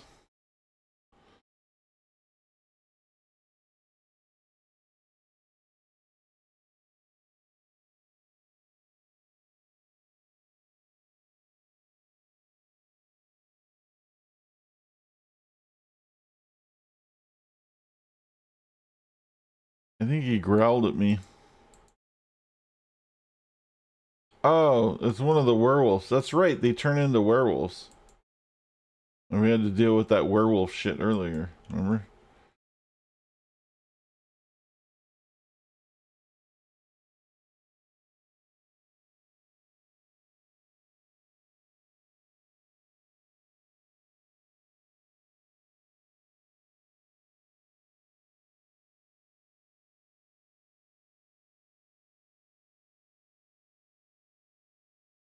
You'd think you could catch them on fire, though.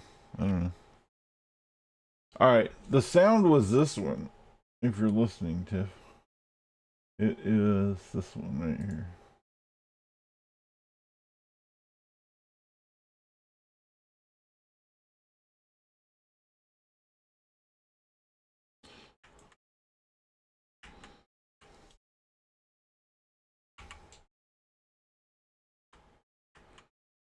Yeah. It's a Zaro from PoE.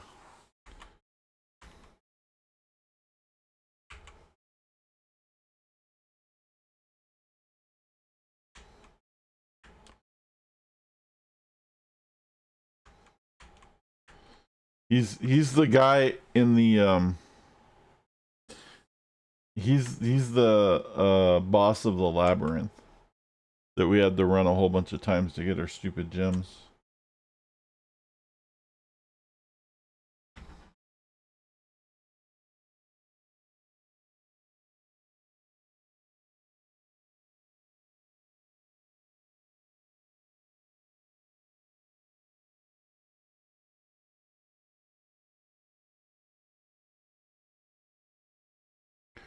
Sky Raiders. Is that like Star Blazers? You guys remember Star Blazers? Might be a little bit ahead of your time.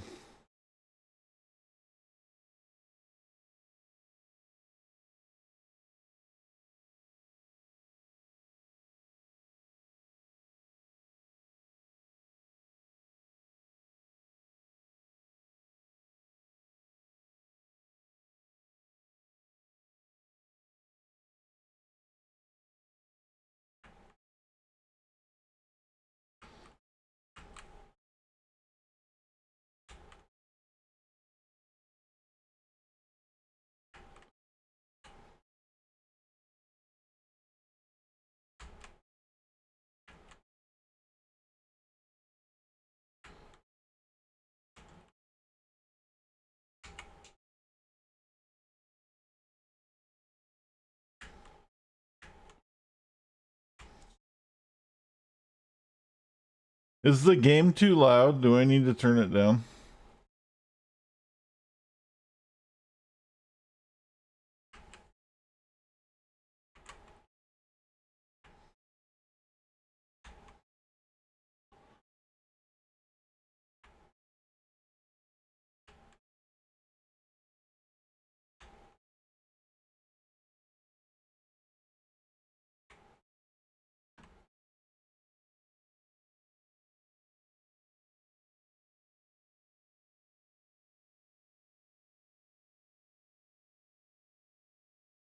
Maybe a smidge, but it's not so loud I can't hear you. Alright.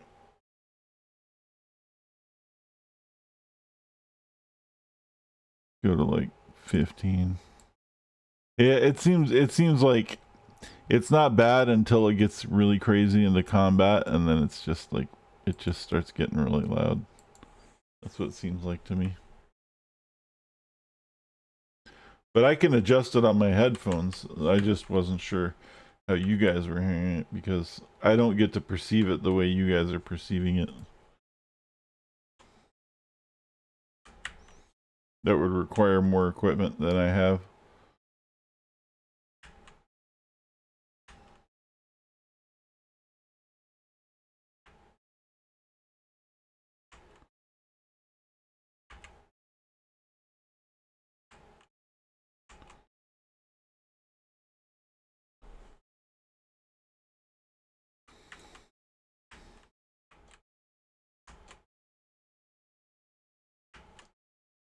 Yeah, that's kind of what I was thinking.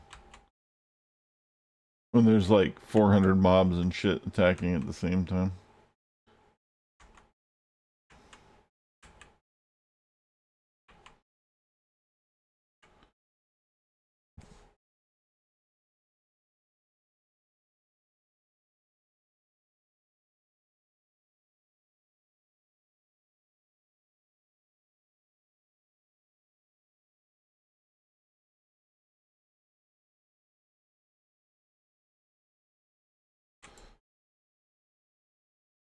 I was just gonna rush in and burn everything. Burn it all down. See if we can stand in the fray this time.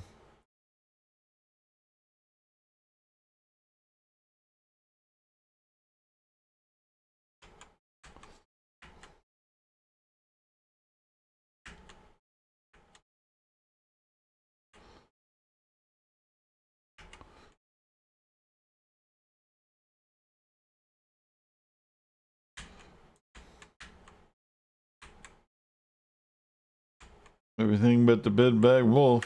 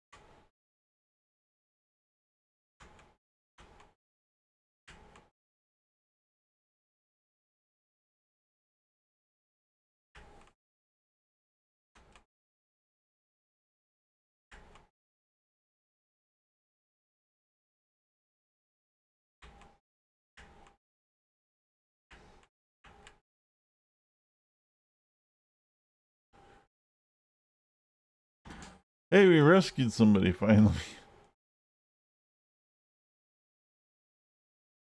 That's a start.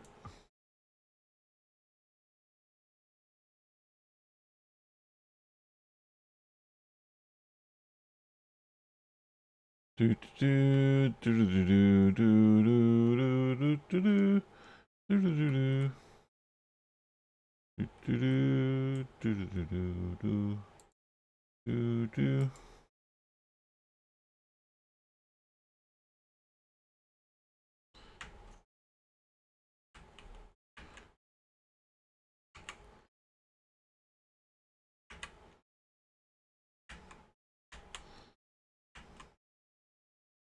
Getting a little chaotic up in here.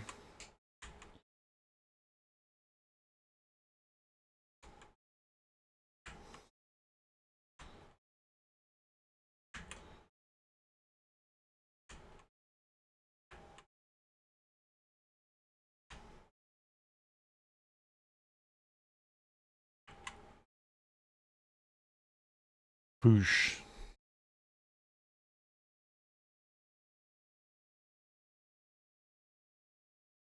What you guys doing up here? They're gold bricking up here. Oh, damn, you found us. We were having a smoke break. This is our hidey spot.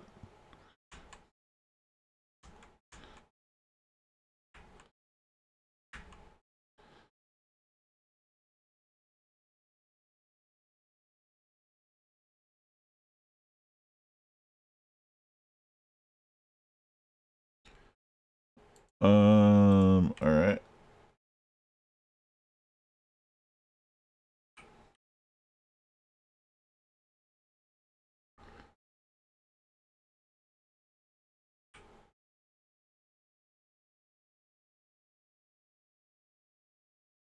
Am I going? I'm literally going the wrong way.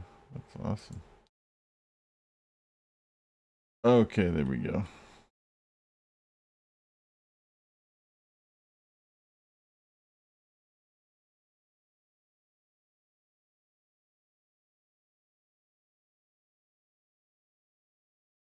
Look for a researcher. What's all this? Some weird bots and shit?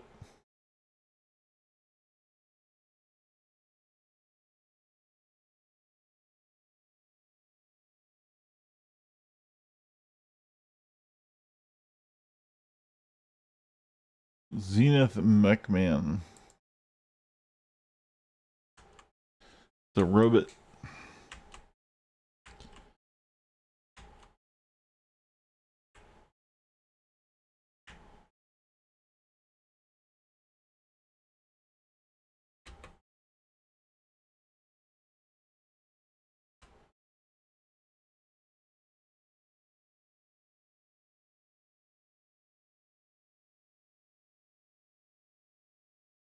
I don't see any hostages. There's a lot of like other things. Oh, I have to defeat all the villains on the boat anyway. I guess I should just go back. I was just looking for hostages. So I don't want to like pass these guys up then.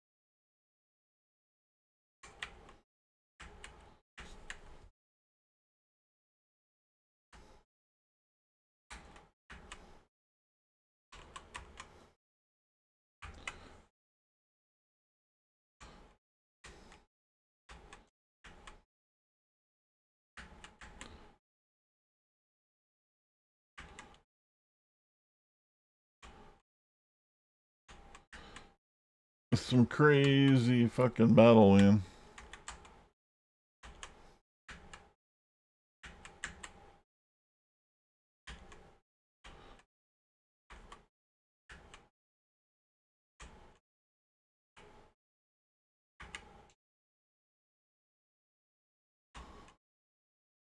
Poof.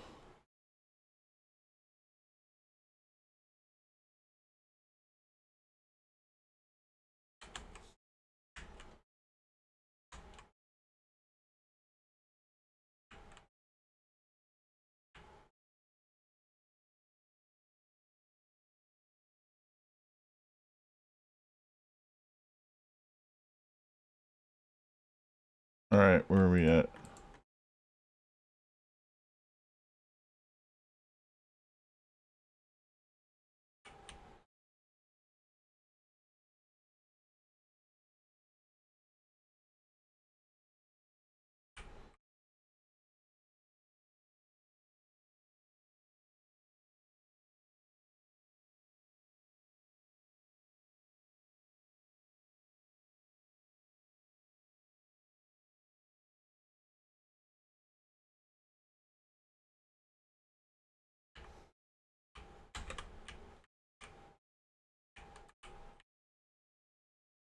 weird. Sometimes you get pushed around into these weird spots and you don't know where the fuck you are. You're just like pushing buttons for dear life. Kill everything. Alright, we got it.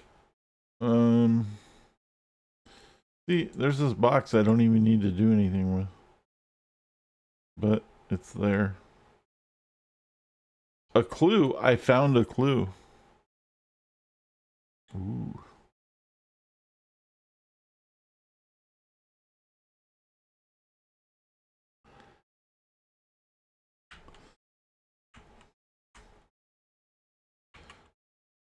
Not a very specific clue, just a clue. You know. Just your typical clue.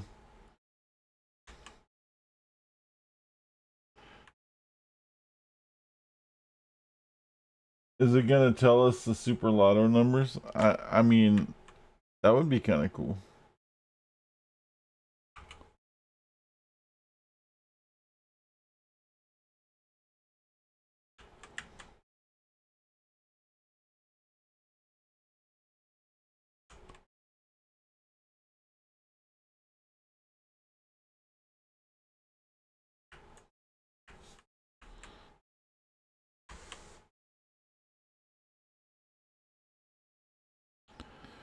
It's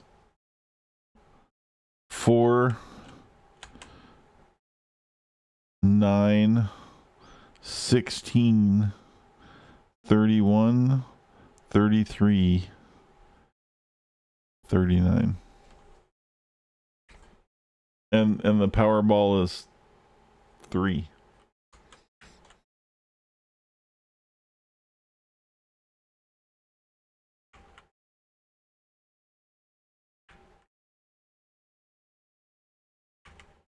I come from the future. I know these things. You're gonna have to clip that.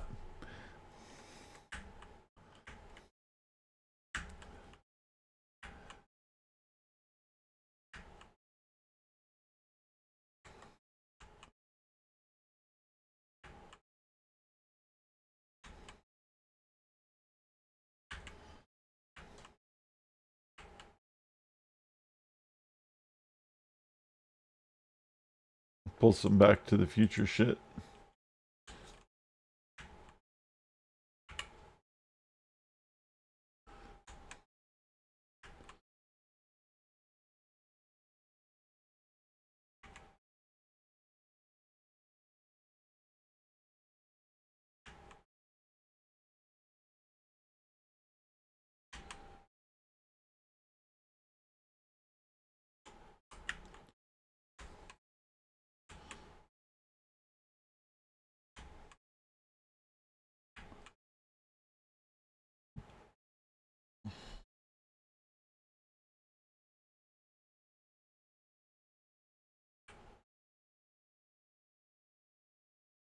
We even get a researcher on all that?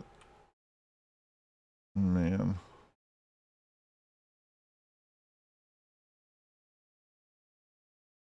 What the fuck? Oh, they're up there. Is anybody else up here? No, just these fuckers? Alright. Well, stay put so I can attack you, man. You make up your mind. You gonna go up? You gonna go down?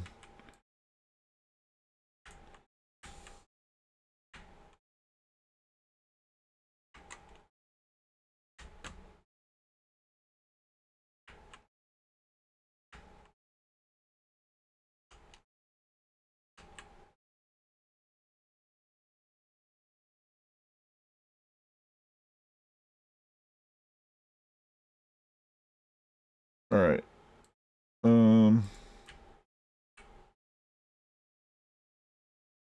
I might show off a little bit of my Defender alt later. There's some neat tricks that I'm doing with that as well.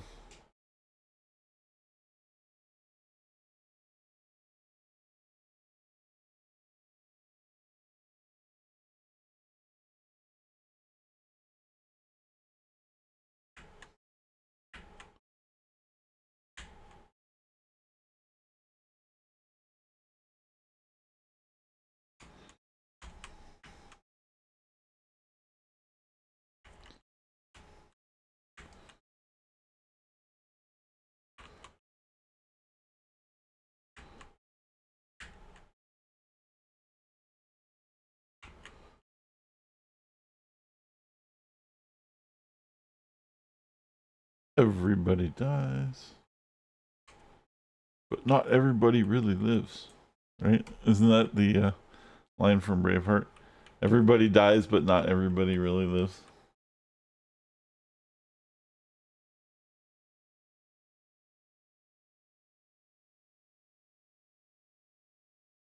They had a couple of cheesy one-liners in there that were pretty good at the time.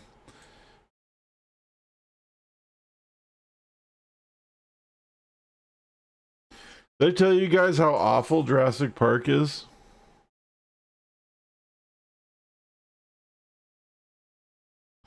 I saw Jurassic Park originally in the movie theater in 1990, whenever it came out, like 93 or something, some shit like that. And I didn't like it then, and it's on Netflix now. And I was like, you know, I haven't seen it in like, fuck, I guess 30 something years. God damn, I'm old. Dude, the fuck. Anyway, when did that happen? So, and I watched it again. I still don't like the movie. It still sucks. I don't know. I mean, people love it, man, and it's crazy that I have that take because so many people absolutely love Jurassic Park. I thought it was a horrible movie. I thought it was cheesy as fuck. I didn't like it. I still don't like it. I don't understand the appeal. To each his own. I like movies that people fucking hate. So, you know, I get it. But yeah, that movie sucks, man.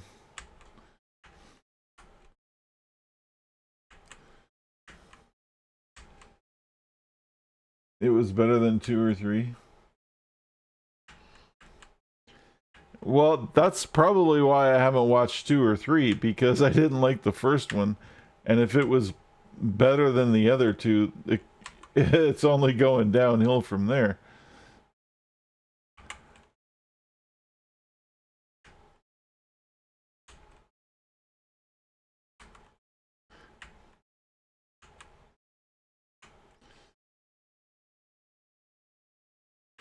The only thing I can credit it is that the dinosaurs were done very, very well.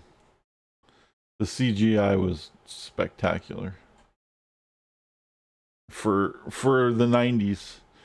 Because there was some really bad fucking CGI that came out around the same time. You could tell the difference between movies who put in all they had and then movies who phoned it in on the CGI. Prime example of this, a movie that came out around the same time as Jurassic Park was Escape from LA, which was a sequel to Escape from New York. And the CGI in that movie is probably some of the worst I've ever seen in any movie. That's how bad it is. It's so awful. It's like, were you even trying? Like, did you actually watch the fucking movie before releasing it with that fucking CGI? Like, I could have hand drawn with crayons better CGI than the CGI in Escape from New York. I mean, not New York, LA. Again, some people really like that movie, and I thought it was horrible. So, but I really like Escape from New York. So, go figure. The first one. But anyway, yeah, the CGI of Jurassic Park was really good. It was top notch. I mean, you know, dinosaurs look fucking real. What can I say? I can't lie. But I wasn't really there to be impressed by that. And I think maybe that's a lot of people were like, yeah, we just want to see fucking dinosaurs chasing people, and that's cool.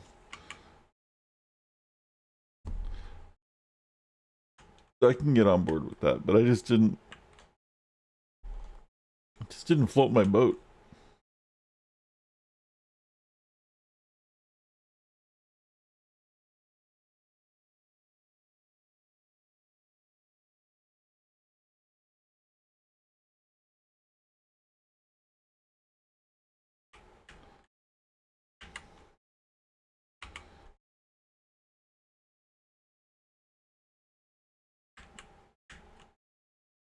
there's also a chance there could be like an age thing happening with that.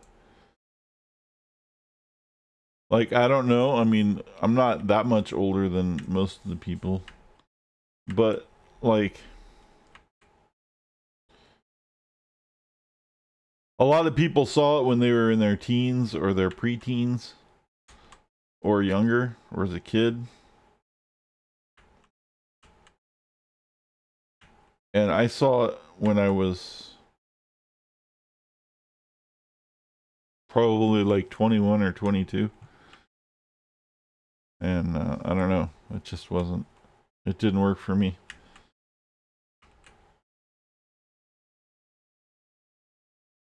You were in your 20s.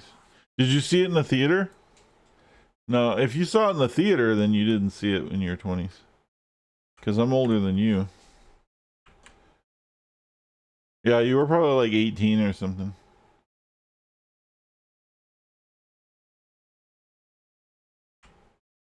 You were 13.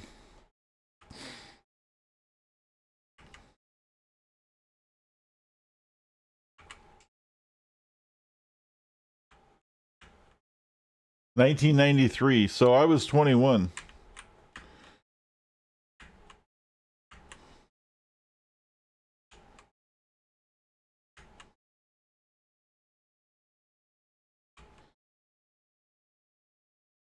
You were 19. All right.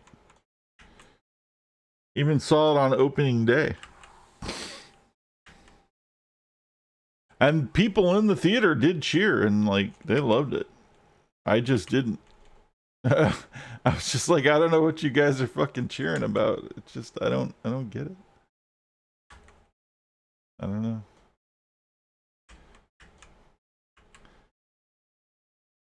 It's all good. To each his own. And again, I'm not saying people are wrong. Everyone's allowed to have an opinion.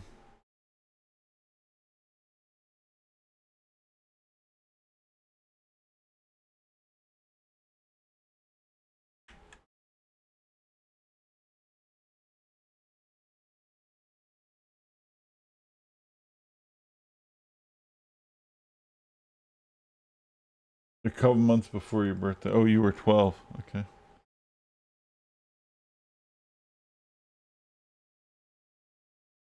That came out around the same time as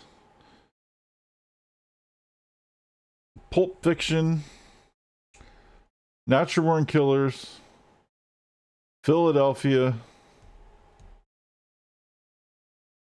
Braveheart, Reservoir Dogs ish. That whole like that general couple of years. And like I don't know. I just thought all those other movies were better. You like it because Jeff Goldblum. Well, there's that. I think you told me that before. I think we talked about this. You had like a crush on Jeff Goldblum, and so that was like a selling point. You didn't like Braveheart? Wow.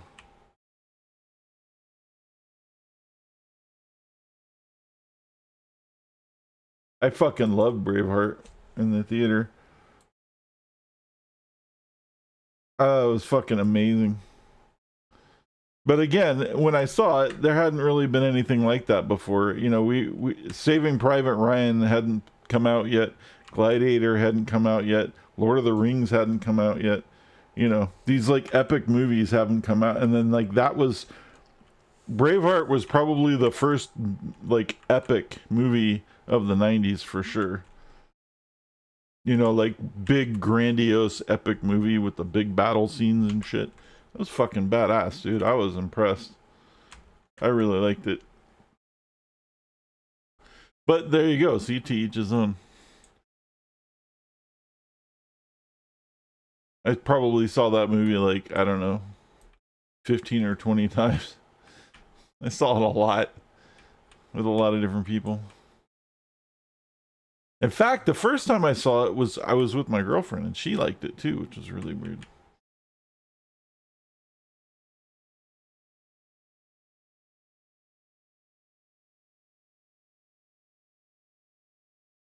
I remember that.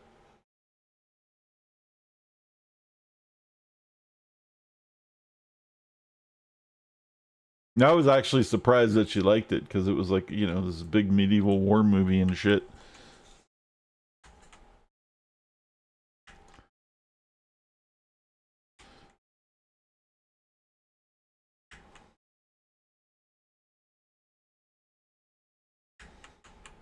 But she also liked Jurassic Park, so like I said, who knows?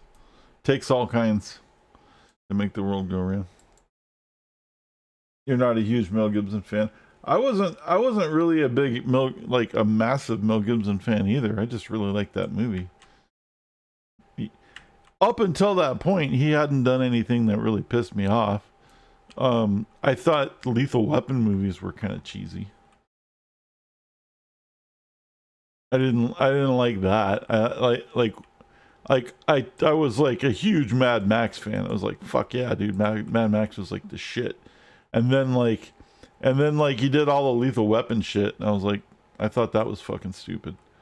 Um, but then like Braveheart comes out, and I'm like, dude, fucking Mel Gibson totally redeemed himself.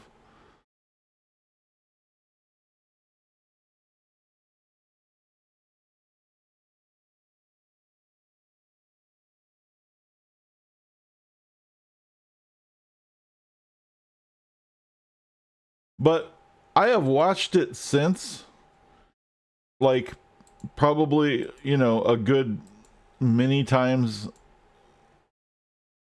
as a much older person, and also seeing other things. And it's kind of cheesy now. Like, I can see where it wasn't like all that. Like, I could see where the lines were.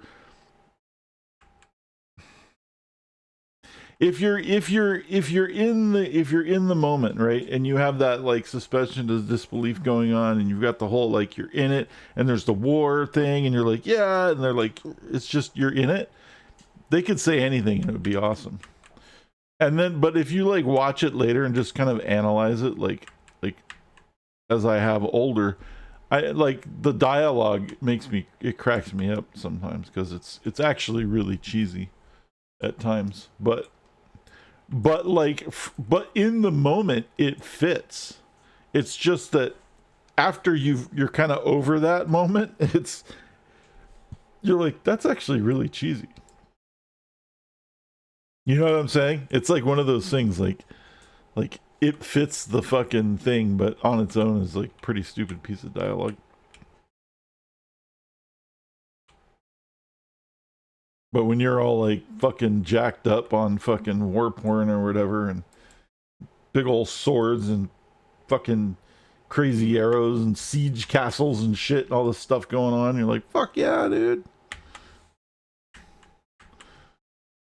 Fucking horses and whatever. Big old invasions. Kicking the British ass.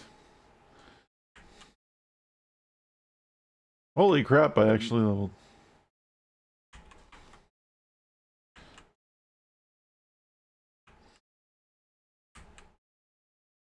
However, Mel Gibson movie that I do like still a lot. I think it's extremely underrated is Apocalypto. That movie is phenomenal. And I think a lot of people don't like that movie for other reasons. Sometimes what happens is if somebody like you know Mel Gibson or something does some controversial shit, then it really doesn't matter what happens next.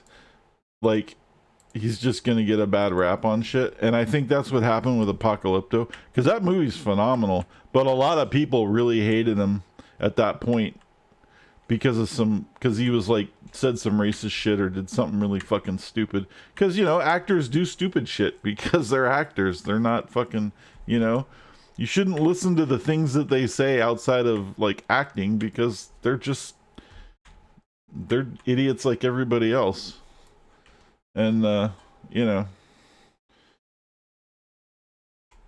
and he said some stupid shit, and I think everybody got pissed off at that point, and they didn't care what he was doing after that. And you know, that was unfortunate. And he probably did some. I think he did some crazy. I don't even remember what it was.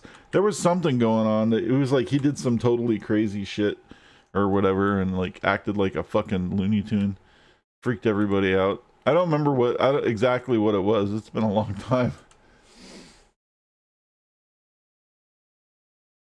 The Patriot better than Oh, the Patriot was good. You know, it's about the last temptation of Christ. Well, it's kind of downplaying his drunk anti-Jew rant. He screamed at all the Jews were out to get him. To a cop. Oh, I think it was something like that. I think that might have been it. Whatever it was, it's unfortunate because it like, you know, reflects on the things that he's good at don't mean anything because he also happens to be an asshole. Like, you know, it's one of those situations, right?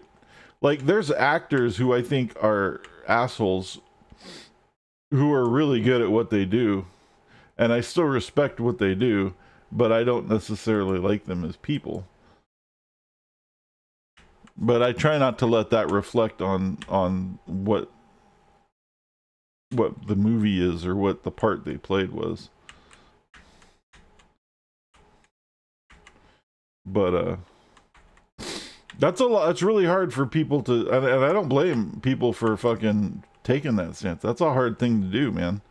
I have a lot of friends that are like very much like absolutely hate actors because of stances they've taken on things, and I'm like, yeah, but dude, what about this movie? What about that movie? Like, these were amazing movies, and they're like, it doesn't matter. It's like, well, it should, because, you know, this is some piece of art that they did really good and enjoying, like, very entertaining.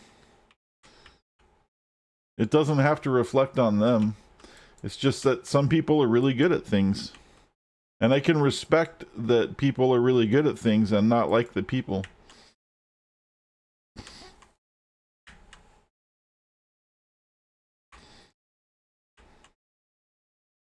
So it was pretty bad. He was very drunk. And I think he did it again. Oh, he probably did.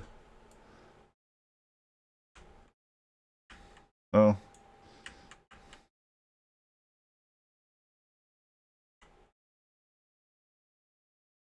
Well, like I said before that, it was Mad Max. Like, because I didn't really like his Lethal Weapon stuff. I thought it was stupid.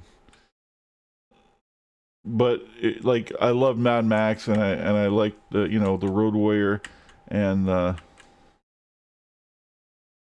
even Thunderdome, as stupid as it was pretty good in its own right. You know what I'm saying? Like, yeah, it was the worst of the movies, but it was still watchable. It was still like, it still held up. It wasn't as bad as like Red Sonja or like Conan 2 or something. Like Conan the Destroyer. God, that movie was horrible. You didn't hate Mad Max either. I really liked the first Lethal Weapon. Yeah, first Lethal Weapon was okay. I won't stop watching a movie because of what someone believes in their personal lives, unless it's something horrible. That's fair.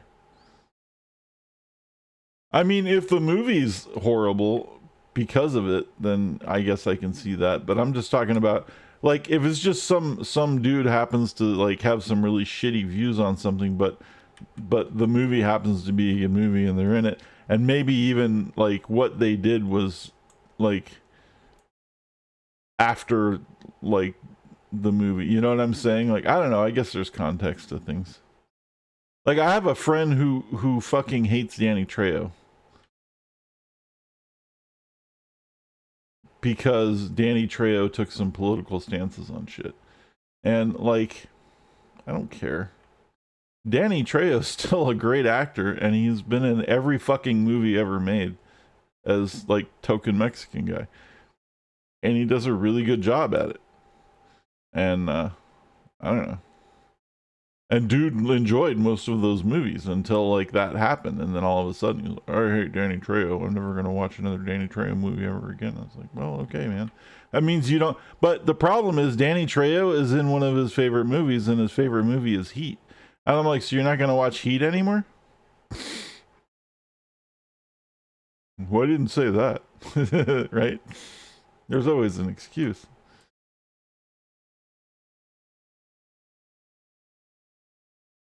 Uh, he's batshit crazy, but when he's got his shit together, his movies are mostly good. Yeah, that's kind of how I feel about it.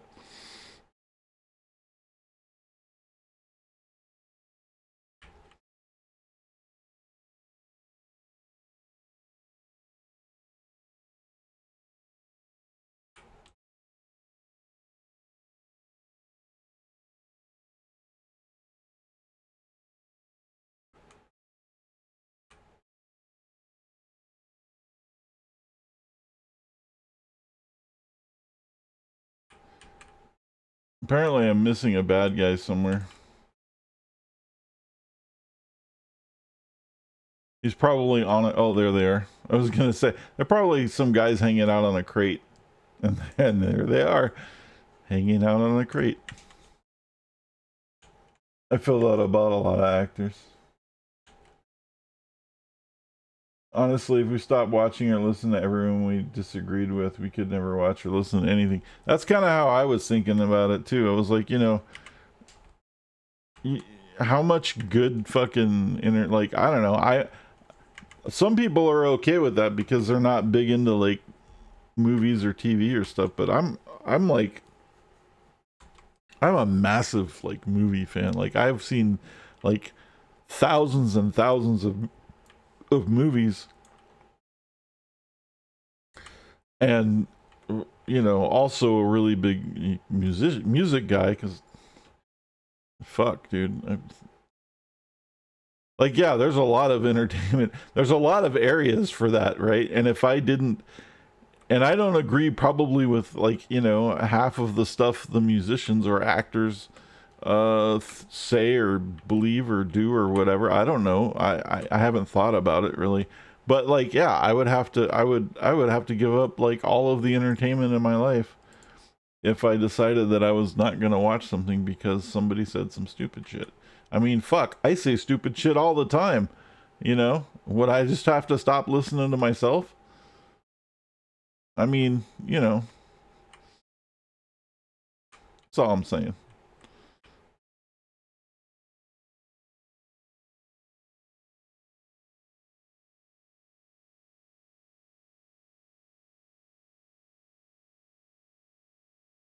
It's part of the way the over the last 5 years or so with the cancel culture crap, people toe the company line to the curse. It's partly why I ignore the interwebs and such.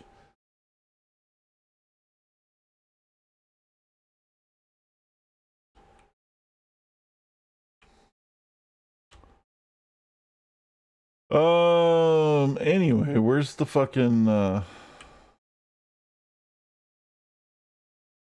where's the people? We're missing. There's like one dude.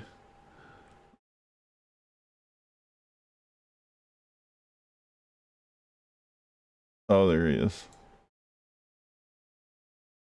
They're nice enough if when there's one guy left to tell you like where they are in the homecoming mod, which is nice. But if there's like two guys left, you're screwed.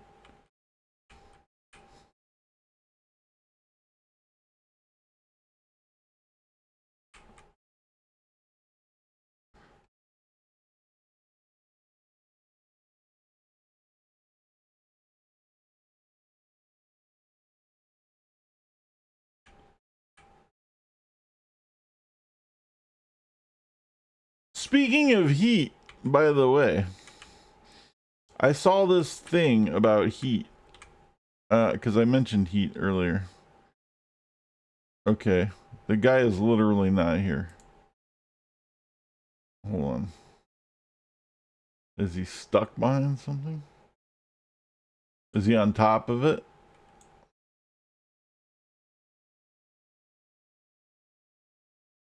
Oh, that's dumb.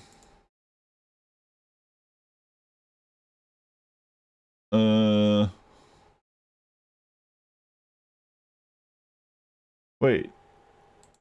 Now there's more.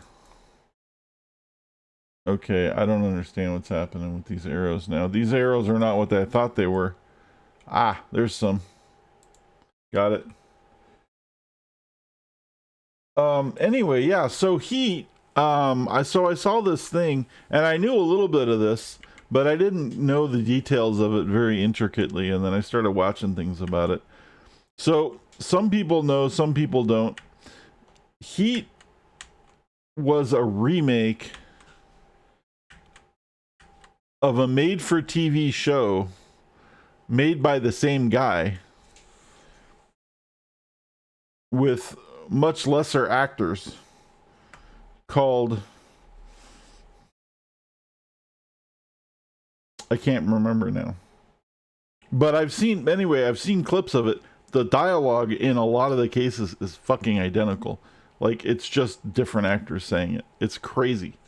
It's called, let's see, Heat movie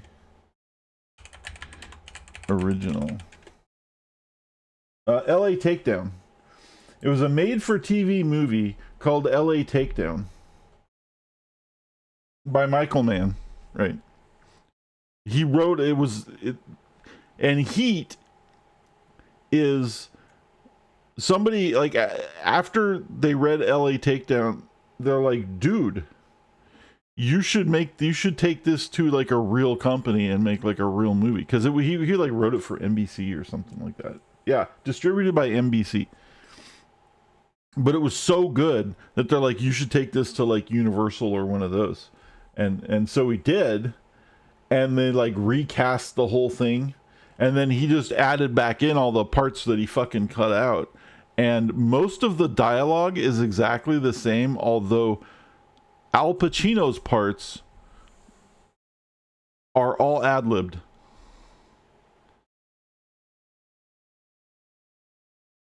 But all the rest of the actors, most of the stuff is how it was written. Oh, and also Al Pacino's wife in Heat, that actress, her parts are also not the same as they are in LA Takedown.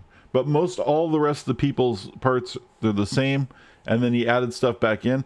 And also Al Pacino's character, unscripted, or unwritten into the movie, but part of the script, is he's actually got a bit of a cocaine habit, which is why he flies off the handle all the time in the show, in the movie. Like, for some reason they didn't want to like make it so obvious. They thought it was obvious enough without having to show him like doing lines that he had kind of a cocaine problem, because he was like flip out. I had no idea. I'm like, this is news to me.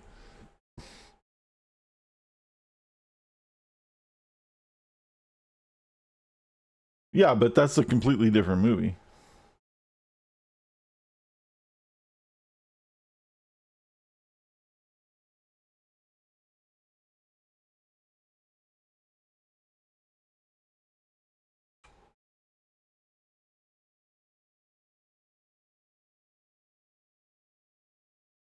Oh, I see what you're saying. That's probably true.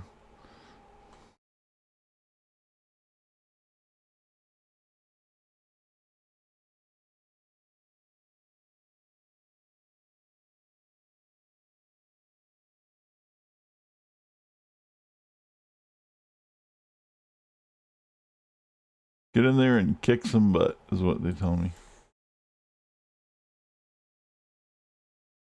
Right. Yeah, now I can see that, where that would have been too much because of Scarface. You're like, really, Al Pacino doing coke again? I could see that. But yeah, he was totally his character, the reason why he flips out all the time, because you notice that he's all high strung and shit. His character's like a little bit abnormally high strung. And they're like, yeah, it's because it's the cocaine thing. It's like, oh. Also, the ending of LA Takedown is apparently different than the ending of Heat. Which is unfortunate because I hate the ending of Heat. I don't know what the ending of LA Takedown is, but it's slightly different. A great and a bad movie. Scarface was amazing, dude. I love that movie.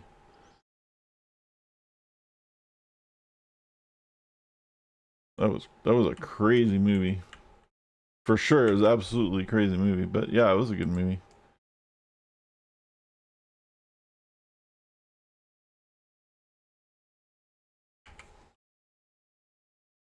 For an 80s movie.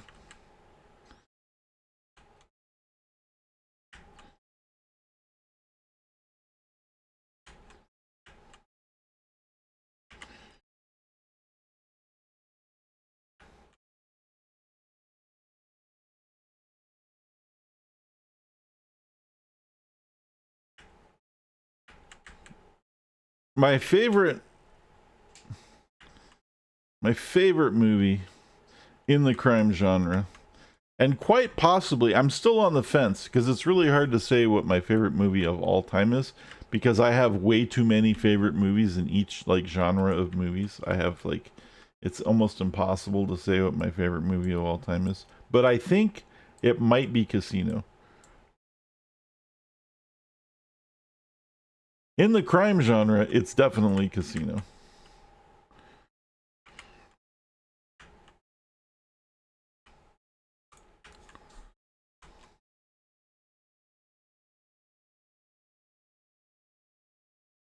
But Heat's pretty far up there.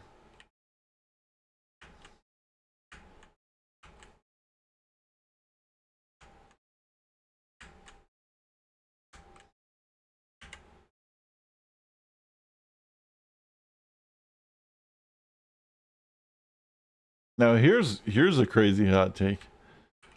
I like Casino better than I like Shawshank Redemption, and I really like Shawshank Redemption.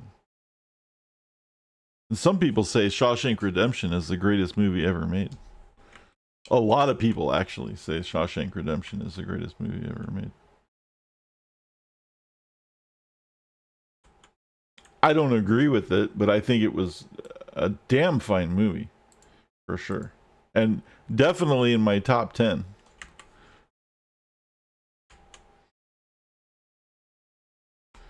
But yeah, I think Casino is the one. I've had to think about this a lot because there's a lot of fucking movies. It's really hard. Once you see so many movies, it's really hard to even contemplate like making a top 10 list. I was thinking about making a top 10 list. I can't do it. But I could probably make a top 100 list. And I would probably still have and they couldn't be in order.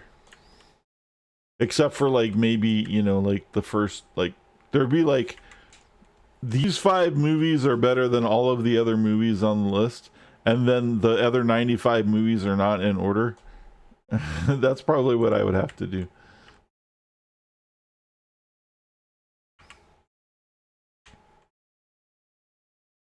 I think it is too. It probably is. I've wanted to do it for a long time, but I can't conceive of a way to like make that work.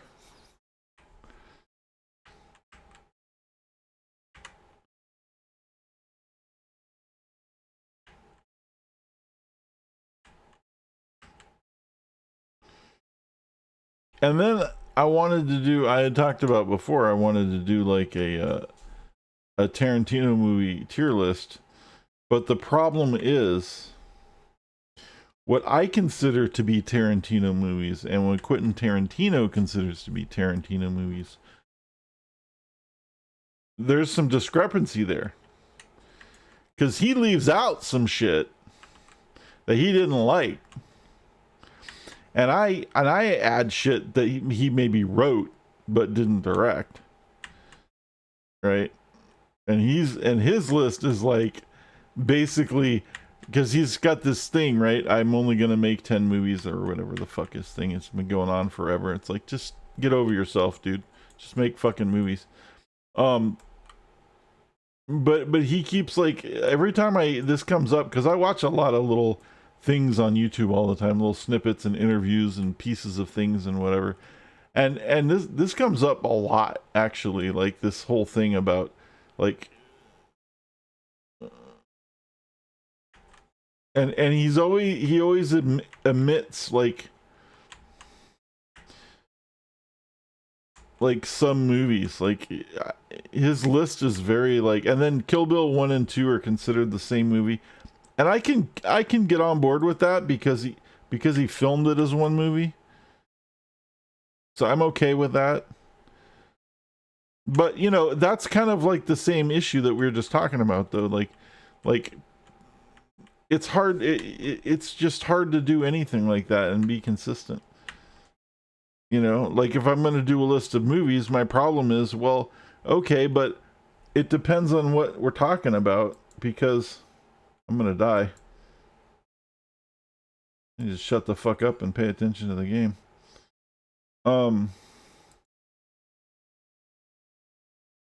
But it kind of like depends on what we're talking about, you know, with the movies, because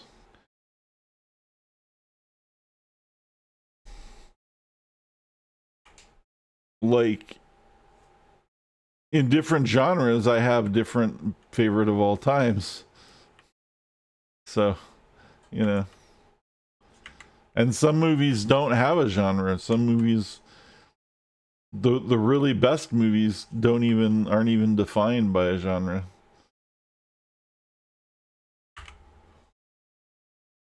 So.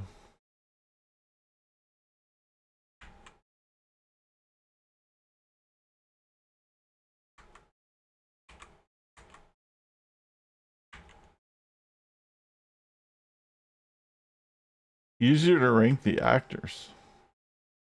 Wow. I don't know. Maybe.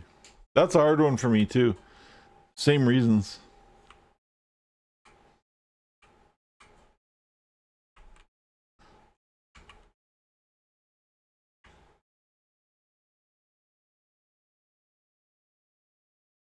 Oh, you mean like pick an actor and say what the top 10 movies they were in is?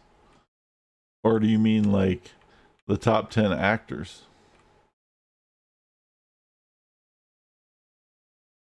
So if you're going to be like, what's the top 10 Robert De Niro movies?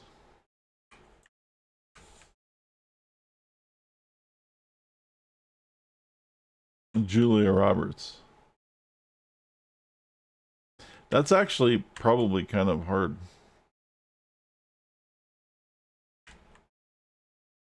She's been on a lot of stuff.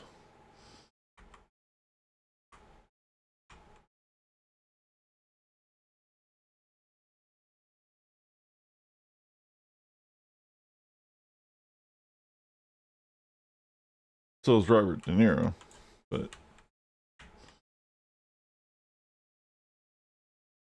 I would think that like the top 10 Al Pacino movies would be a lot harder than the top 10 Robert De Niro movies, though. Right? Even though I think Robert De Niro is a better actor personally, but that's just me. Because Pacino's been in all kinds of shit. She has. All right, hit me with it. What's number one for you then? For her, I'm curious. Is it Pretty Woman? Just because like that was like her breakout. Mystic Pizza. See, I didn't see Mystic Pizza. Part of part of this issue, of course, is like there's probably a lot of chick flicks I didn't see, right? And she's probably in a lot of them.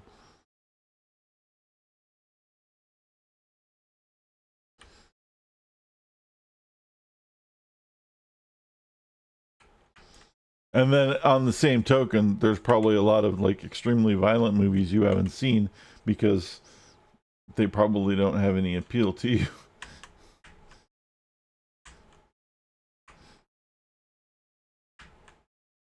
I actually, here's an interesting one. I really like Ocean's 11. And I thought she did a really good job in Ocean's 11. But what fucked up Ocean's 11 was the fact that they made Ocean's 12 and then Ocean's 13 and then like a couple more spin-offs of that on top of it. And if they had stopped at just remaking Ocean's 11, because Ocean's 11 was actually a remake, if they had just stopped at the original remake, it would have. I think that it would have been great, and that would have been fine. And then I would put that her in that as actually one of those movies because she actually does a really good role in that movie.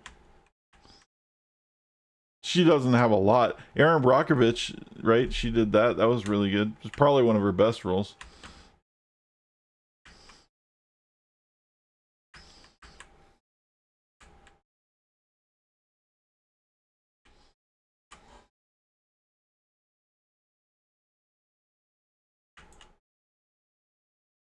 Robert De Niro's been in 135 movies. I know, dude. But I still think Casino's the best movie that he has been the star in, like the main actor. Because see, Robert De Niro's been in like Goodfellas, right? But he wasn't the star in Goodfellas. He was like he wasn't even he was a main character, but he wasn't the main character, right? So Goodfellas isn't really a Robert De Niro movie. It's a Ray Liotta movie with Robert De Niro in it.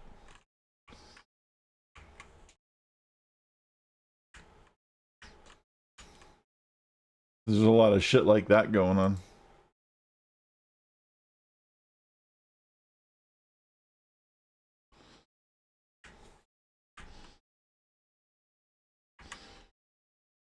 Whereas like Taxi Driver is a Robert De Niro movie, or Deer Hunter is a Robert De Niro movie, although Christopher Walken is also in it equally.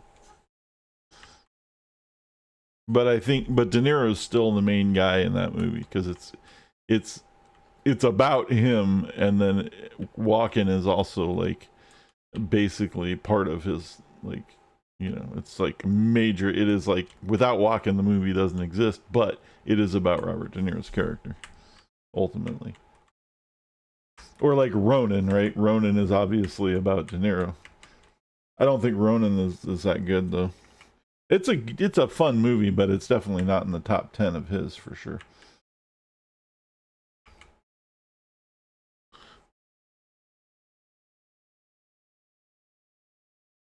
Midnight Run is in my top 10. Midnight Run was really good.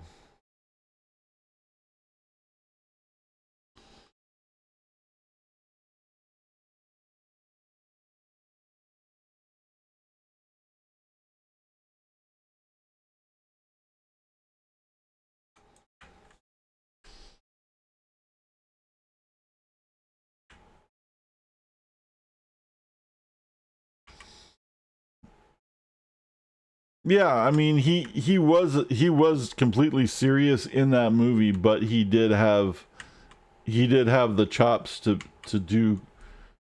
It was a comedy kind of movie, and he did have the chops for it for sure.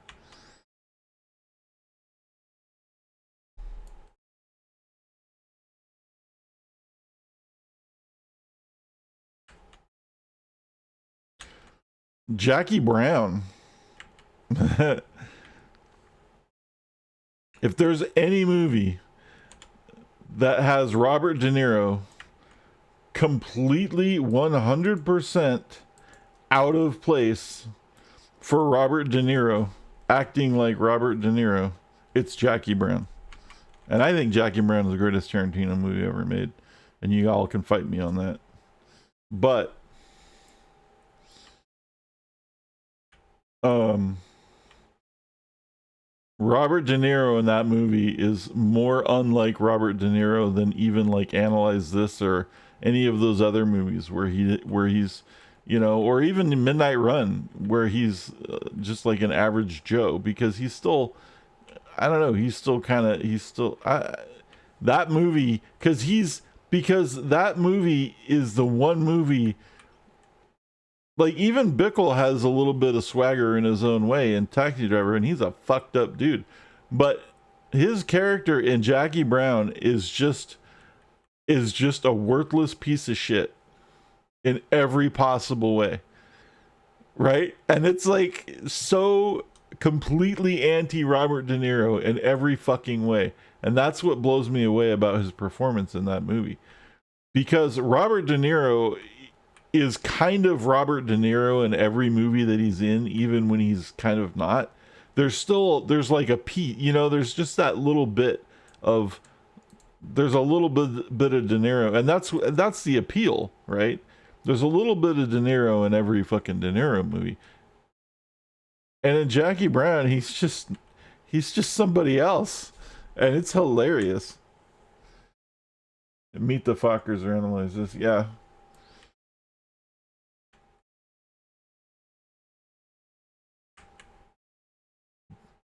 But even in those movies, like he's an important person. And in Jackie Brown, he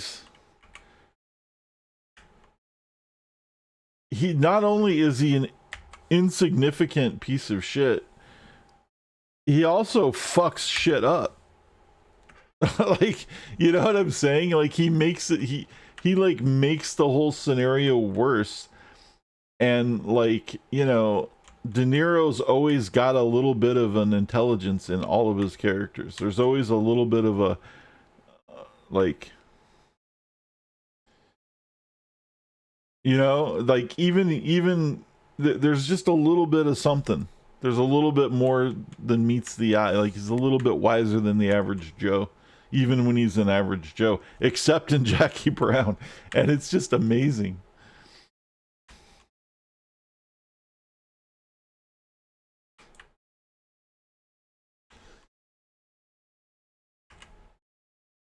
All right. Anyway, you had brought up Julie Roberts, and I totally derailed you. So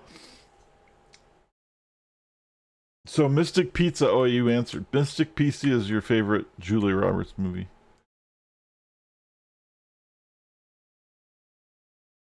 Is that what you're saying?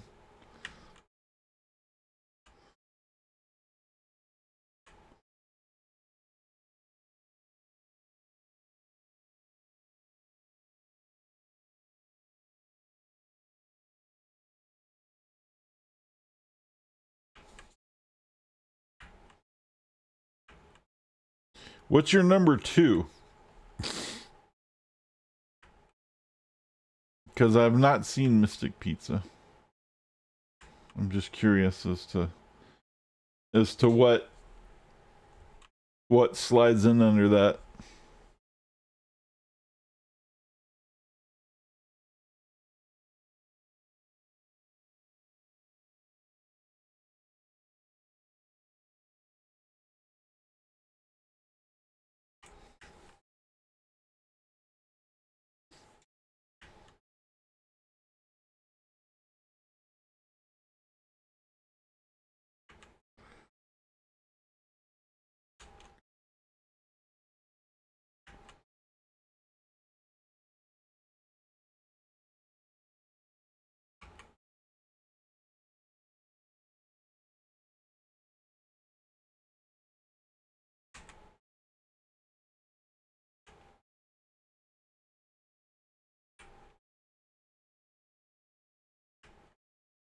I'm trying to think of other movies that she's been in. Like she's been in a fuckload of movies, and I'm trying to think of ones that aren't so famous that she's been in that I remember. She's been in a lot of movies, dude.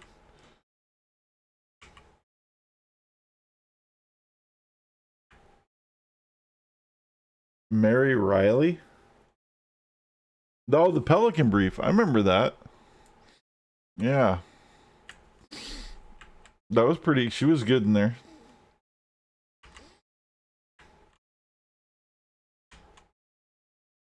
Dying Young.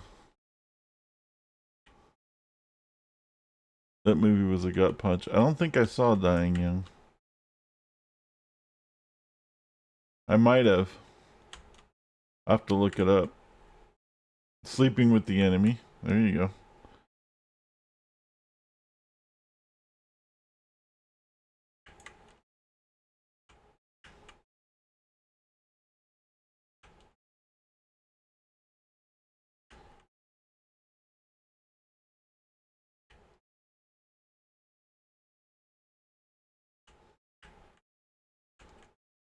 Flatliners. Yeah, that's what I was trying to think of. Yep.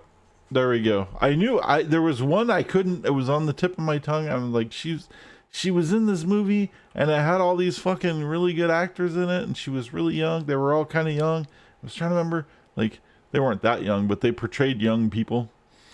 Yeah, Flatliners. That was a good movie, dude.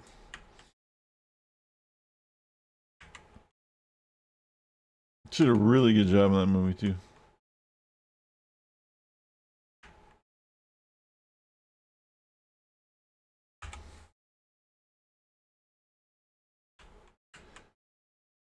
Yeah, it was. I saw it in the theater.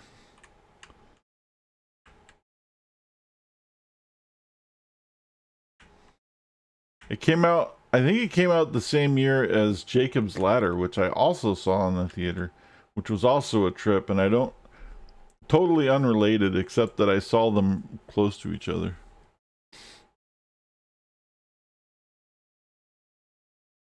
Wow, I fucking died.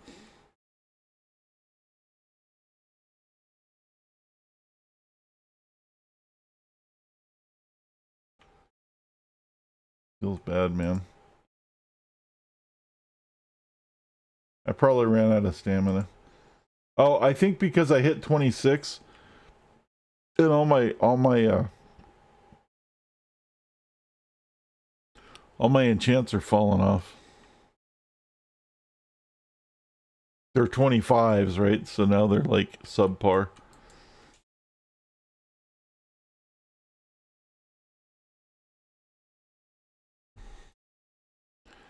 Yeah, Flatliners was really good. I'm trying to think of another movie.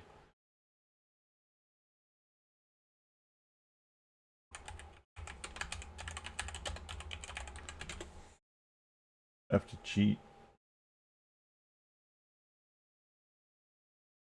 I get old and I need my memory joggled a little bit.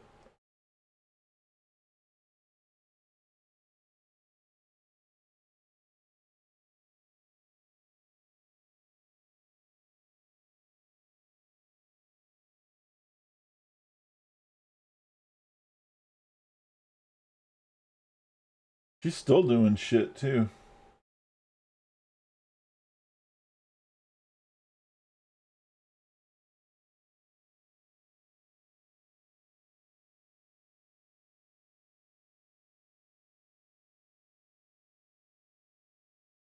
She was a smurf.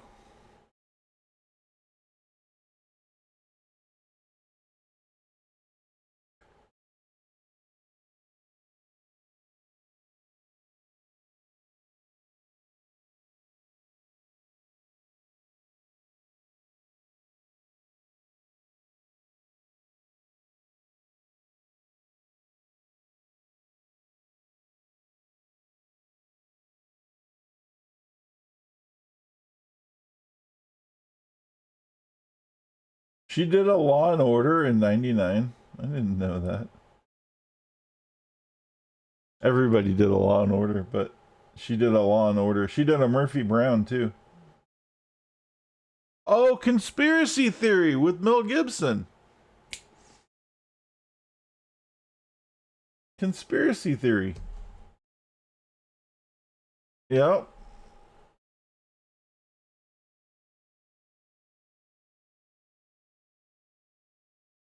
That was actually a pretty good one. She did really good in that movie. She did a Miami Vice.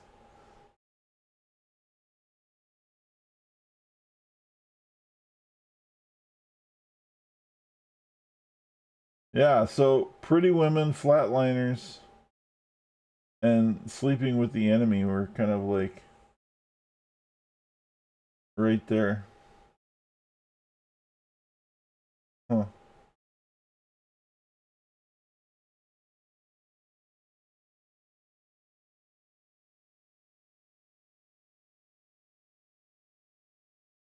Did I see this movie?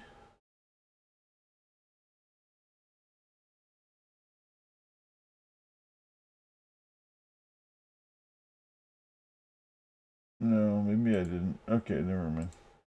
Yeah, that's crazy. I forgot all about the conspiracy theory. That was a good one. Just thinking about that movie the other day. That movie's a fucking trip, dude.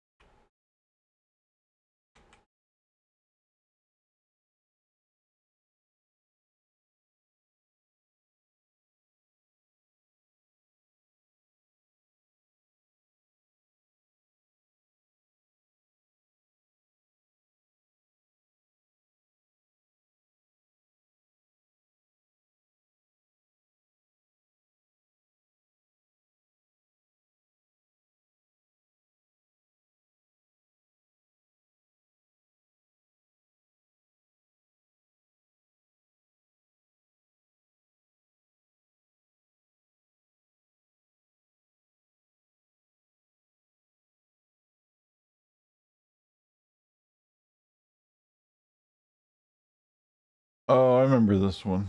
I know this map. All right. It got all quiet, like the game music fucking died or something. But it's because I died. All right. And I did level too, so we need to finish this up so I can actually go get my skill.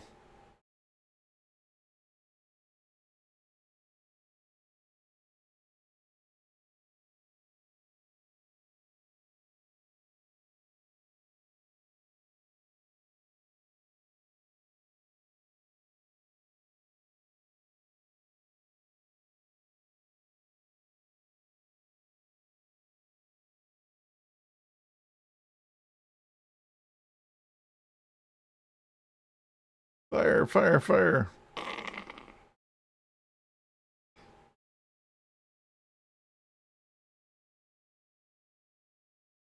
All right. Who's your second favorite actor?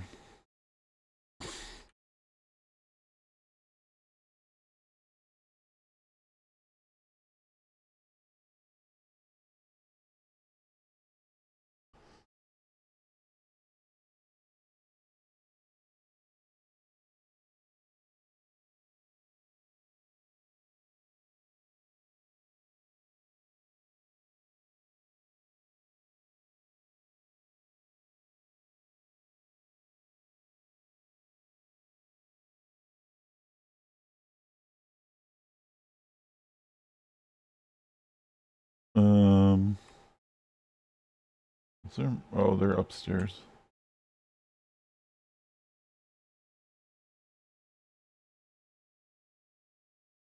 Holy shit.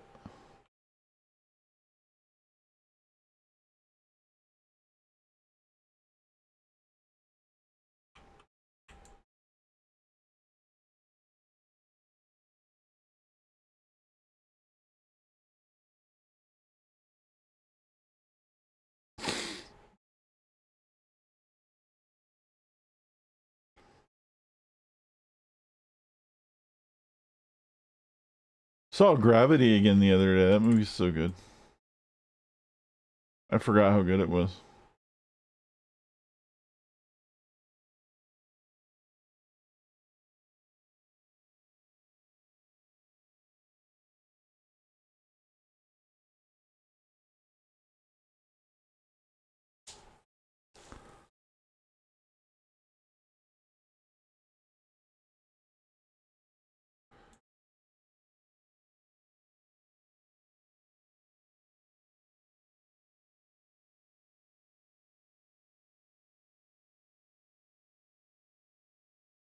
Alright.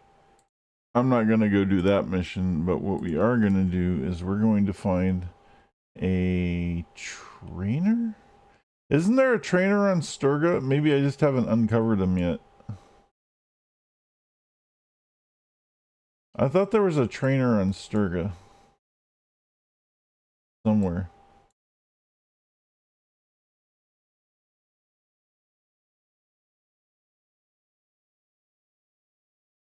It might be easier to just go back to fucking like a normal place. Yeah, let's just take the submarine. Go somewhere else. Train. Get our skill.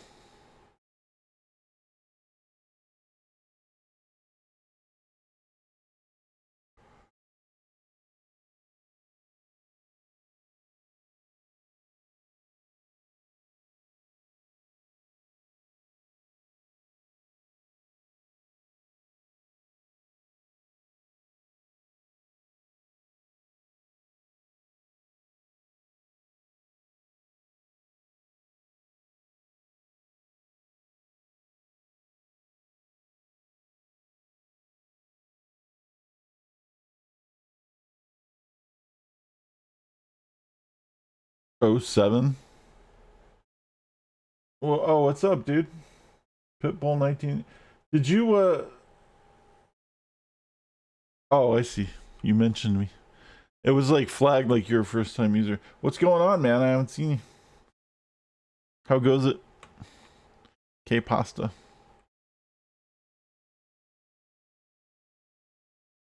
That's a statue? That's a salute. Oh, that's a salute. Okay, I get it. I get it. I see it now. I didn't see it before. I totally see it. Nice. I'm a little, it's tired. It's late. I'm kind of like half fucking here. You know.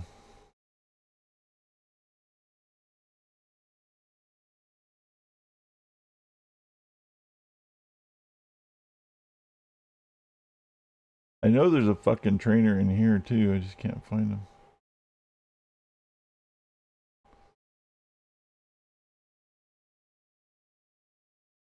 It's like, there she is. Aurora Borealis.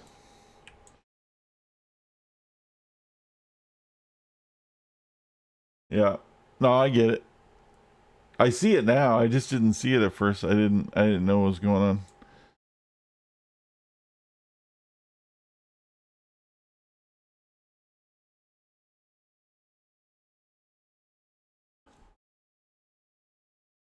Oh yeah.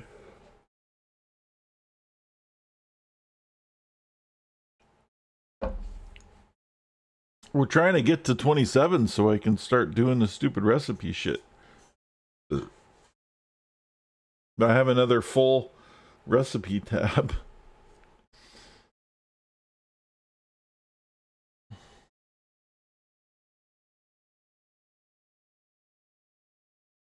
You're messing with people in Atlas Park with my level 1 tune. Water Blaster with all his powers. Colored yellow named Whiz Kid going around asking people if they have a mop because he has the dripping aura. Wow. So you're like vandalizing the server. I'm just kidding.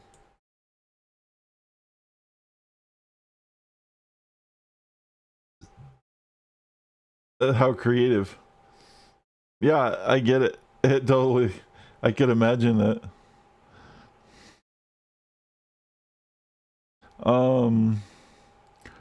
Uh-oh.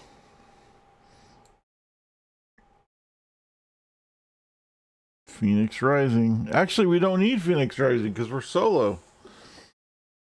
Oh, this is me. If I'm defeated, I can rise from the ashes. The fiery resurrection blasts nearby foes with an explosion and knocks them down and disorienting them. You will revive with about half of your hit points and endurance. Gift of the Phoenix will leave you invulnerable for a brief time and protected from XP debt for 90 seconds. You can use this power even if you have not been defeated with weakened effects. The closer you are to being defeated, the stronger its effects will be. You need to be under 75 health to activate this power. Dude, sign me the fuck up. I know I need build up too, but that sounds amazing because I've been dying a lot. So I have this like new oh shit skill. That's awesome. Put that somewhere else.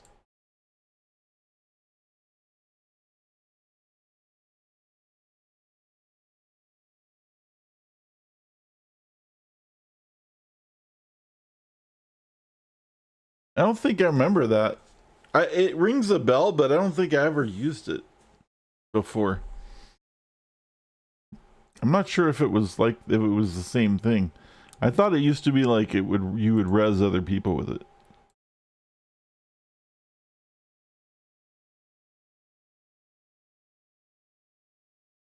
Either way, it sounds pretty awesome.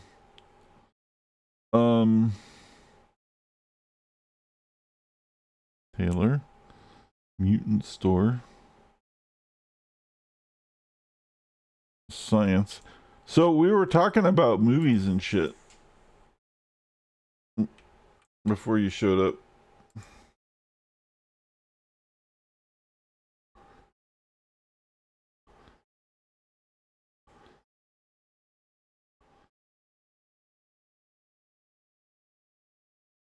Fire tanks have had self-res ever since live, but didn't have that secondary ability to boost you if you used it without being defeated.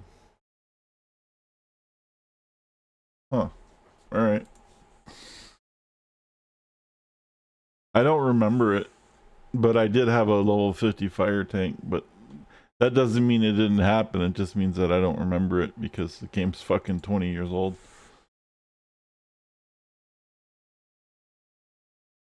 Because I haven't played it in 20 years.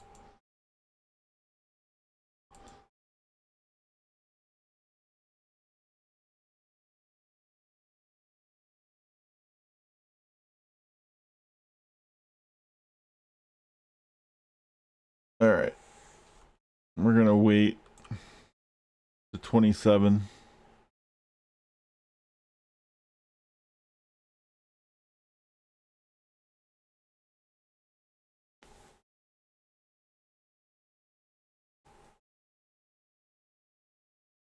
How did that disappear? I didn't sell that stuff.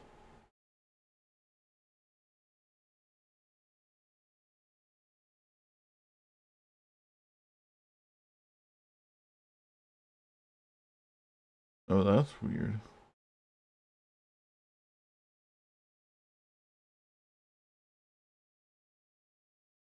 That was red, and then I went and sold my enhancements, and then this is not red anymore.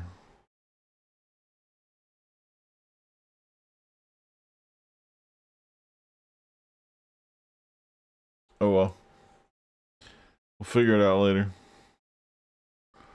What I wanted to do, though, even though we haven't gotten to 27, because I'm getting a little sloggy right now, is I said I was going to show people how my defender worked.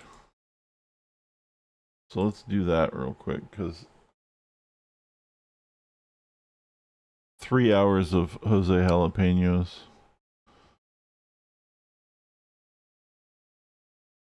Enough.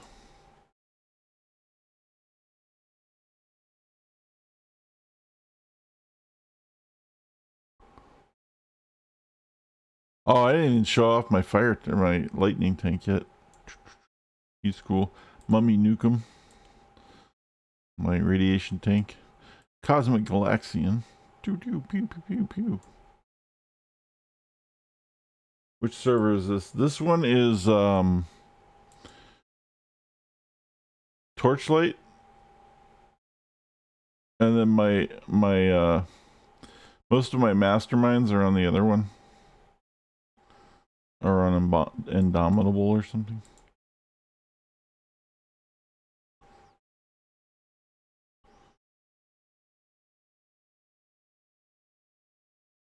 Torchbearer. That's what it is.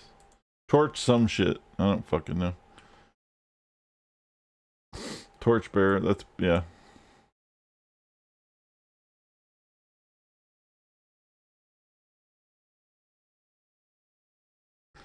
Apparently we logged off with death with this one.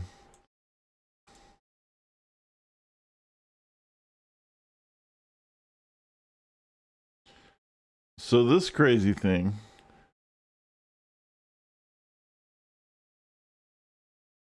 has a neat trick.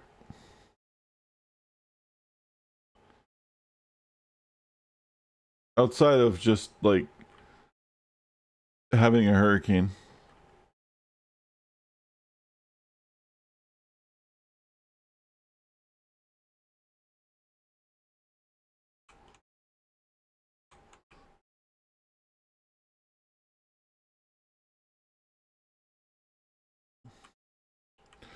Find like a decent sized mob.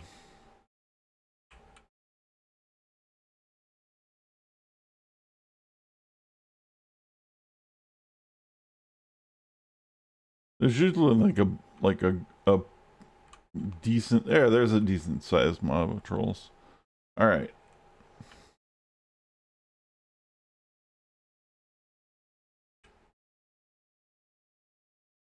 This is fun.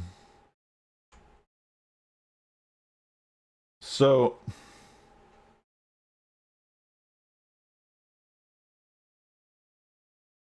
you start off with freezing rain, rain of fire, hit them with the fireball, because that has an AoE, and then gale them when they get, and then they knocks them back into it again. And then you just pick off the stragglers.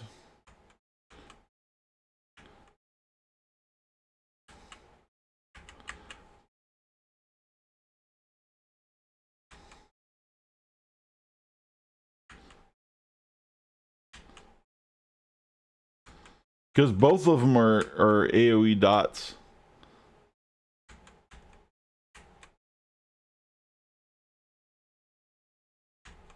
And they just decimate shit.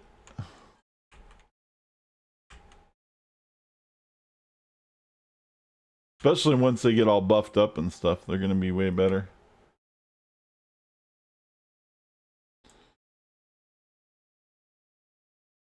And then once again, for those in the back who missed it the first time, if I can find another little mob, trolls.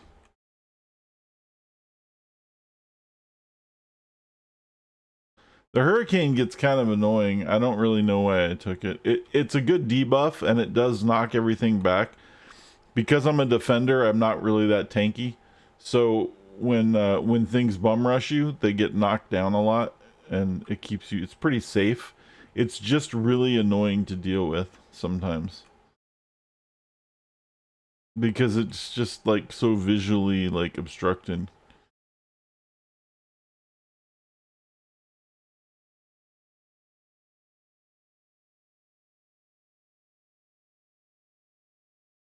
But anything that gets into the hurricane usually gets knocked around, like these guys, right? See, it like pushes everything.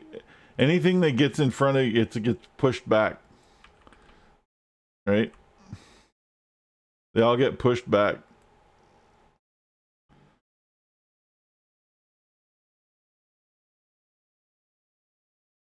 And sometimes knocked down. And they also get degen too. It has a to hit debuff. But anyway, let's find. Okay, here's a big group of trolls. Check it out. So let's do this again for science.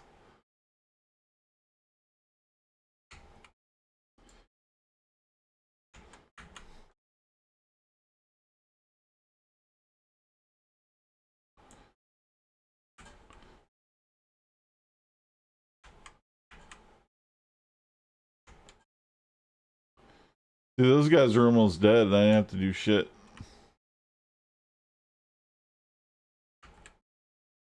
Of course they were green, but with the right enhancements, it'll be plenty juicy.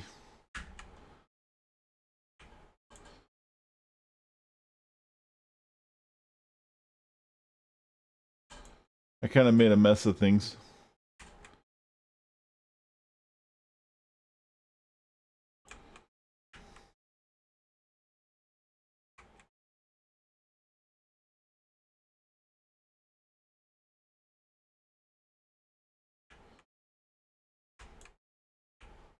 You can't solo with all of the characters, but I'm trying to like pick characters I can solo with, or like find things that I can solo with.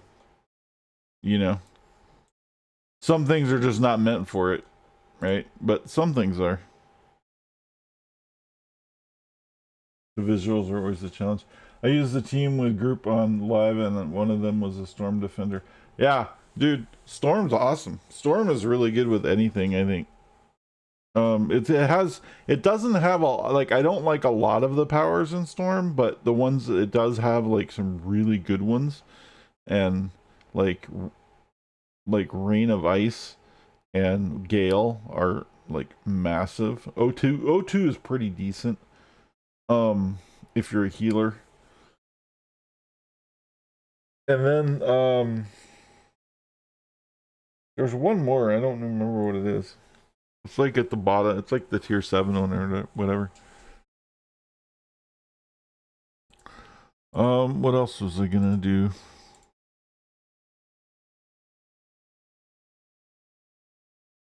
This dude's just amazing. I'm like so happy with this guy right now. He's just electric tank. It's just fucking amazing. It just works good.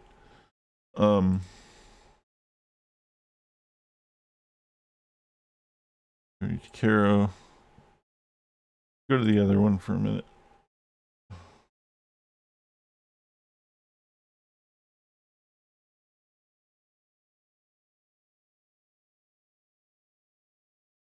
Oh yeah, I didn't show you guys Kiddo. This is my my Kill Bill knockoff.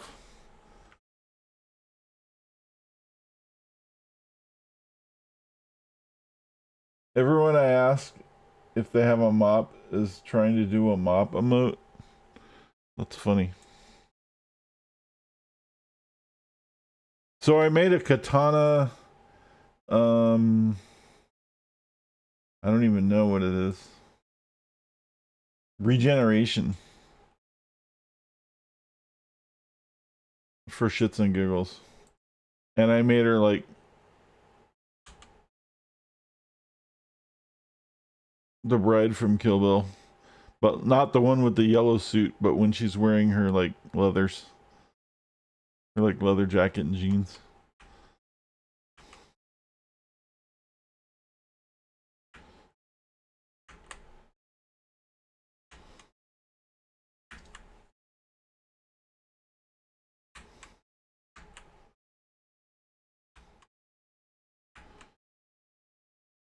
It's pretty fun. There's a lot of potential here. Eventually.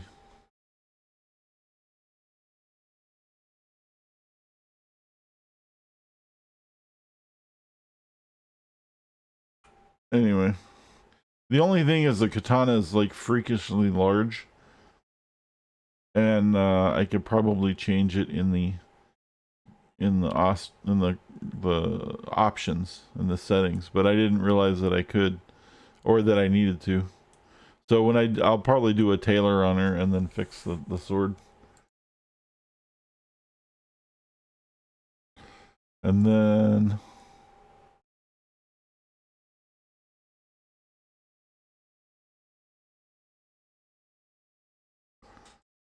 the other one that I really enjoy for the people who haven't seen the game much, this one's a lot of fun.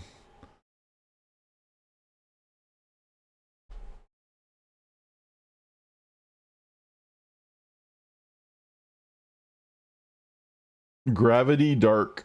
I thought I was doing gravity time. Wait, what? Which one would I do? I'm doing time on somebody. Apparently it's not him.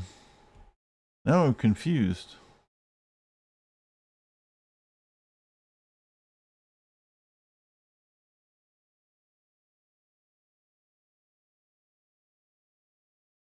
Oh, hold on a minute. We'll still show that guy, but because gravity's amazing. I thought I was doing gravity time. But maybe that's on...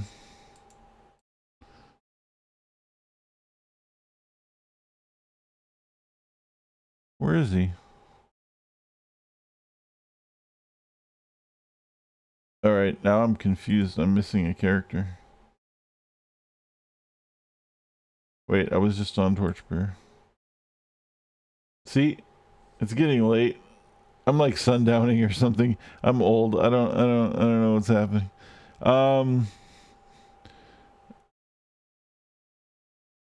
Maybe Malachite was time. No, he was dark. I thought I did gravity time, and this is saying I'm doing gravity dark.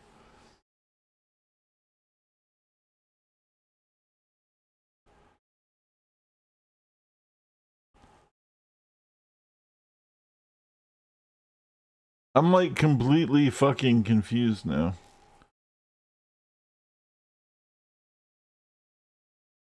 Because I could swear that I was doing something with time.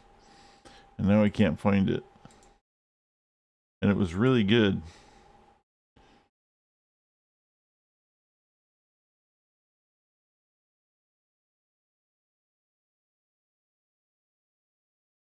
Oh, maybe it wasn't her, was it? No, she's Katana Regen. Mastermind Traps. Mercenaries Traps. Necro Dark. Robot Dark. Demon Dark. Beast. Invul Martial Arts. Oh my god, Chung-Li's so badass, by the way. Or Chong-Li. And Super Roach. So you're using this one, except with the P. That's funny. Midnight for you here. Better get to bed before you risk having to endure that most villainous of forces, wife aggro. All right. Well, hey, thanks for stopping by anyway, dude. Peace out. I hope you have a good rest of your whatever. I hope you have a good sleep. Anyway, I could have sworn this guy was time. I'm apparently wrong, which makes me feel bad. But the point I was trying to make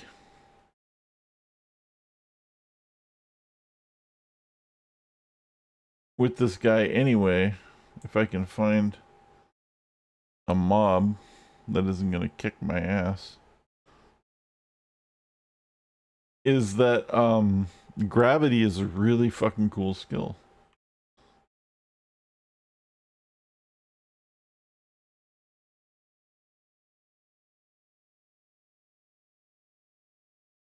Because propel like throws things, like common household items get like generated into thin air, and then you throw them, and when they land, they like knock like people over and do damage to like big amounts of people, and they stay on the ground.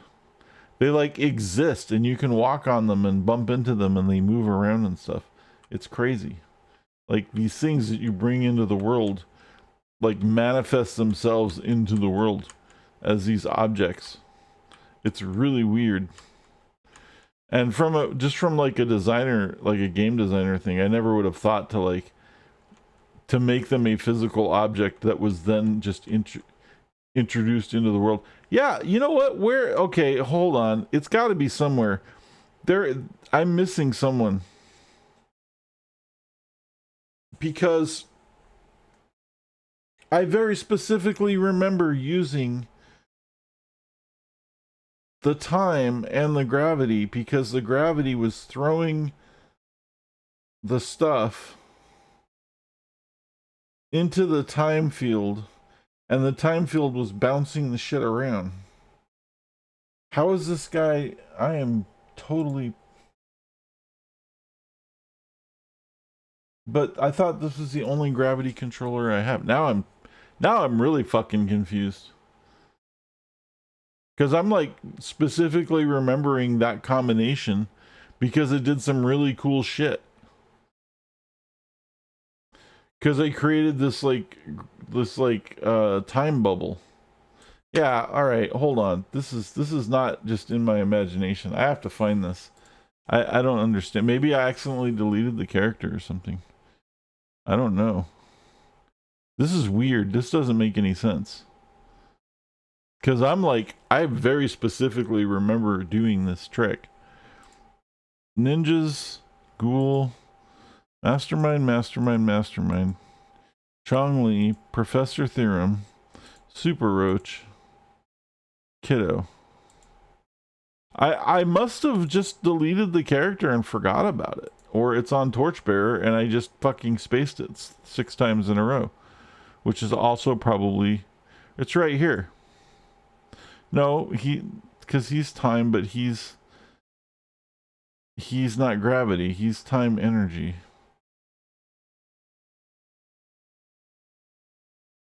And this one's the plant one.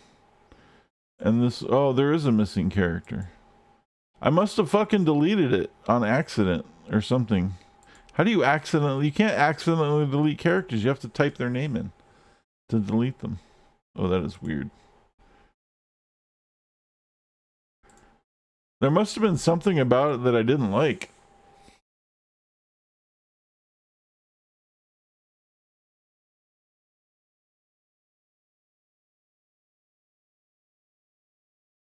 Because I created this like time bubble.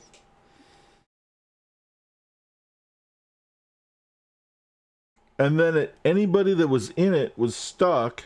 And then when I was using Propel, it was throwing like cars and pool tables and couches at people.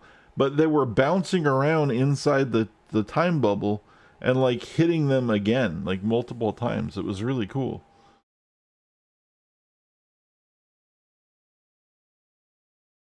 And I can't find it now.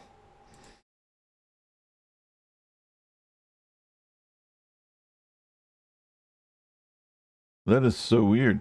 Okay. I don't know. Apparently I was like overtired and deleted it at some point, I guess. Because they're not there. That character is missing from existence. Ceases to be. Well, anyway.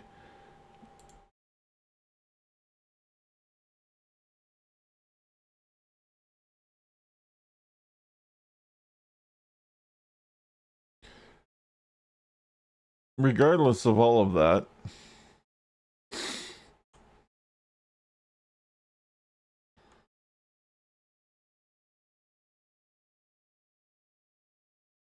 if I can find a place real quick to show off, I will show you what Propel looks like. Because Propel is really fucking cool. But it's just way cooler with the little time bubble that apparently I don't know what happened to.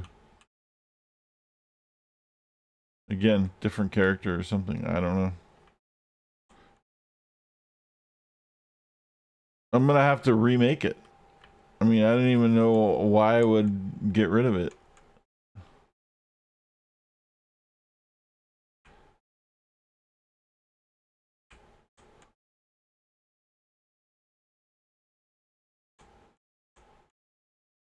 Unless it was like really squishy or something.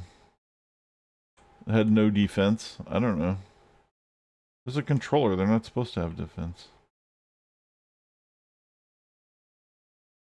Why is everybody fucking purple? Like, where are we? We're in Skyway, right? And they're supposed to have level 10 mobs in here? What's going on?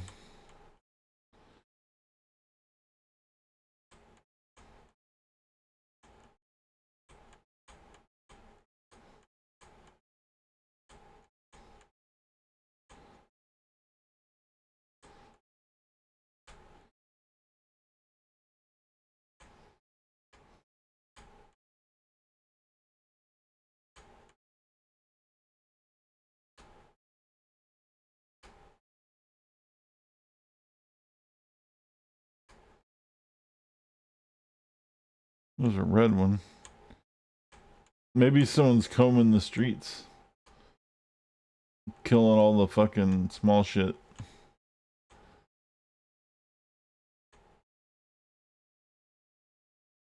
Should see some.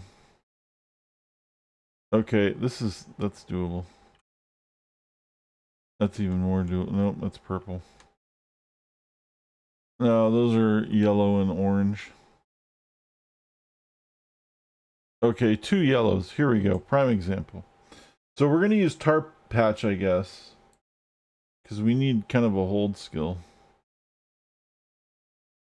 And then I'm going to show you what propel does.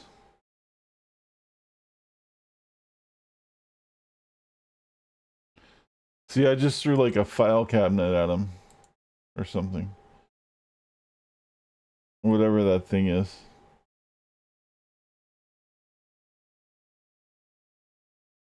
And then a stool. And then a piece of like art.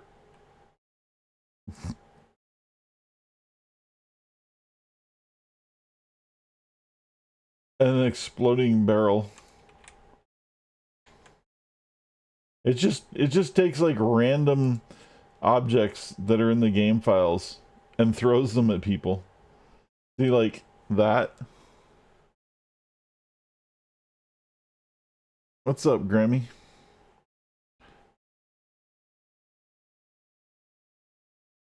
I just hit him with a statue.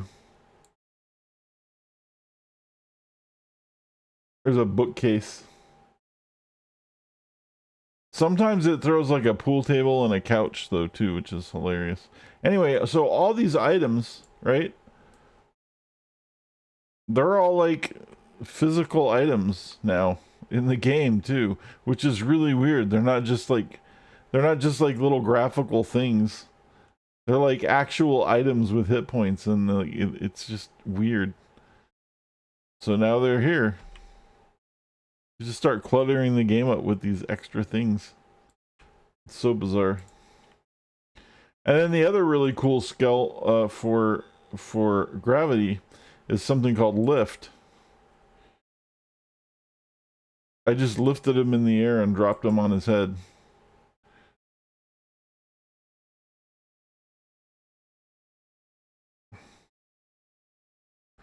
And I'm also throwing things at them. See, I just hit them both with a dumpster.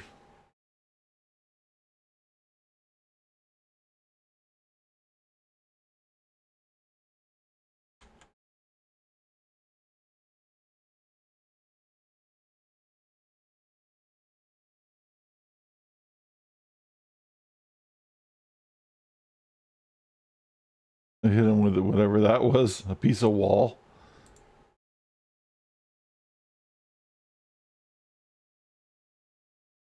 An artifact from a mission. And then I'm gonna die because I'm not watching my health.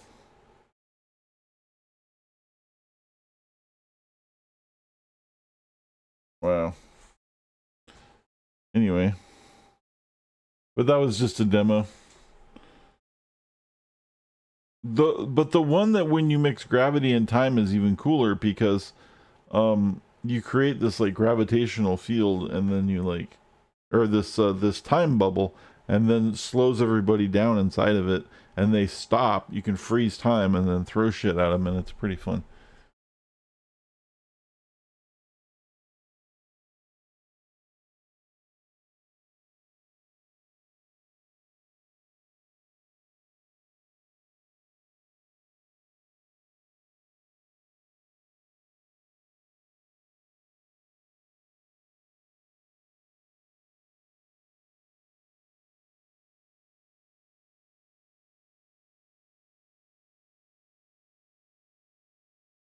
I guess we should, because I still have some time, we should play with the Beast Mastermind. The one I have leveled the least. I'm trying to get to the lions. I haven't seen the lions yet. I think the lions are next level. So we're pretty close. The problem is this character is really it's weird to play because they're melee, but there's really I don't have like any kind of I have a little bit of a yeah, I don't have like hold skills or anything. I don't what's my secondary on this fucking thing? Nature. Oh, wild growth the one that holds? Is that what I'm waiting on? I think I'm waiting on wild growth or spore cloud, and that holds them while they get attacked. But my next level, I thought at level 12 was summon lions, but maybe it's not. Because I haven't seen that yet, and I want to see what that looks like.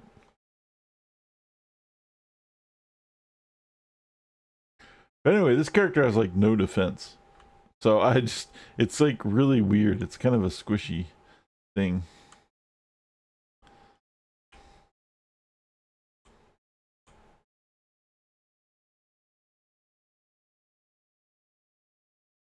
There's some white mobs that we can attack.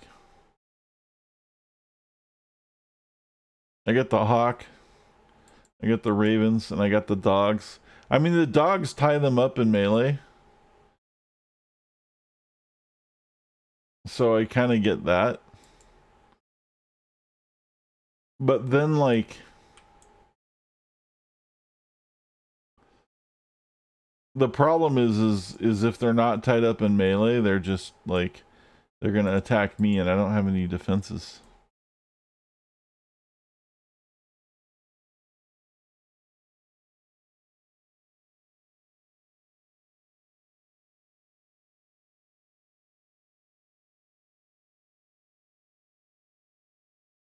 What I could do is go get a fucking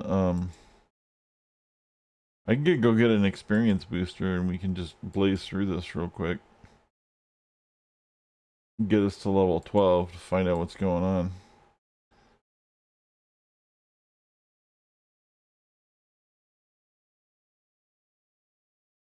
It's free anyway.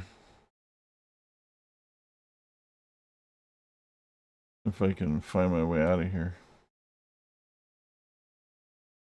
Atlas Park. All right. Let's do that. Let's go get an experience booster. And then we'll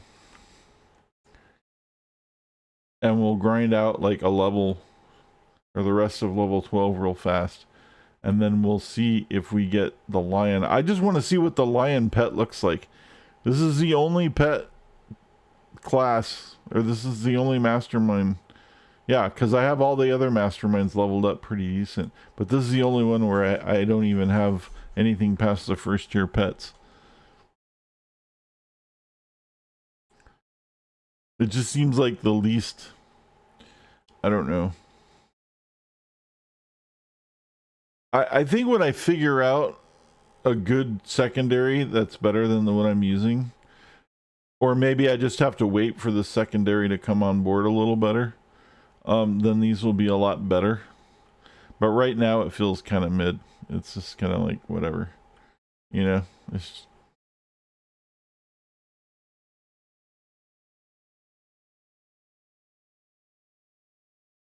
anyway. You can go to the pay to win person gives you all the stuff for free now.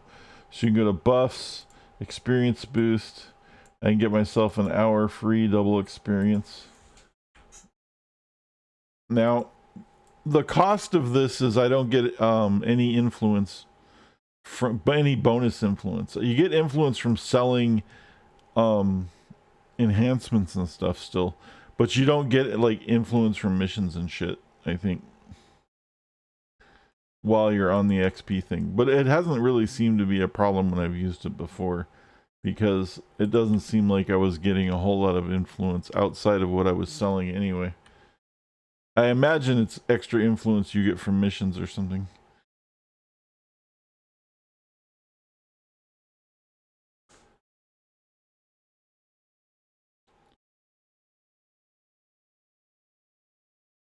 All right. So now that we have the experience boost, and we also have an extra experience boost because we were logged off for a couple of days. And the longer you're logged off, when you log back in, you get some bonus experience, which is kind of nice. It's like they're paying you to fucking stay off the server or something. I'm not sure. I'm not sure what the thinking behind that is, but it works.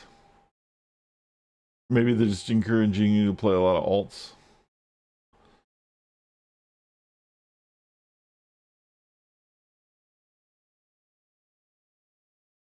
So you got birds, I got bees, I got wolves. So yeah, look how fast that's going. And then soon I will have lions.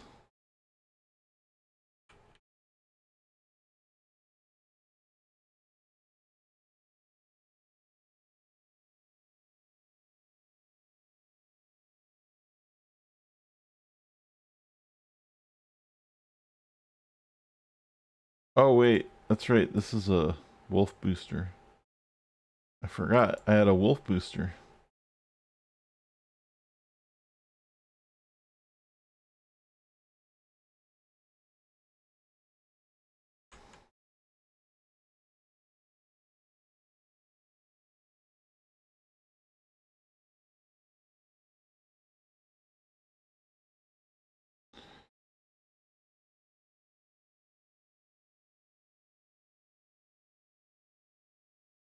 That's a lot of experience. All right. Let's see if we can handle these guys. This might be a bit much.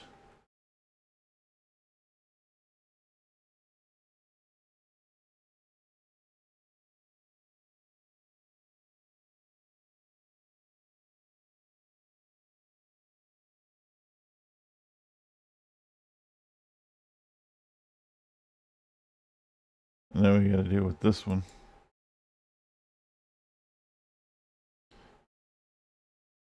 There goes my dogs.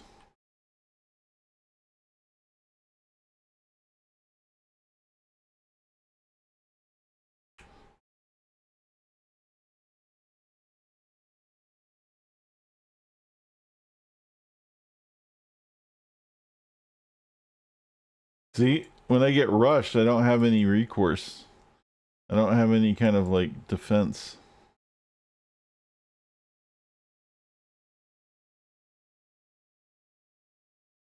And because they're melee, I don't know. It's weird.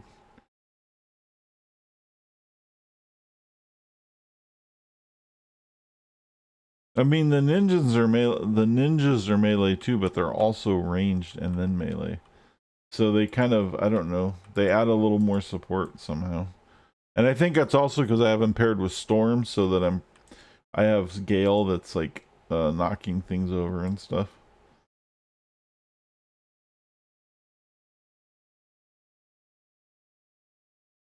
I think the secondary will be fine once I get like some more levels into it, maybe.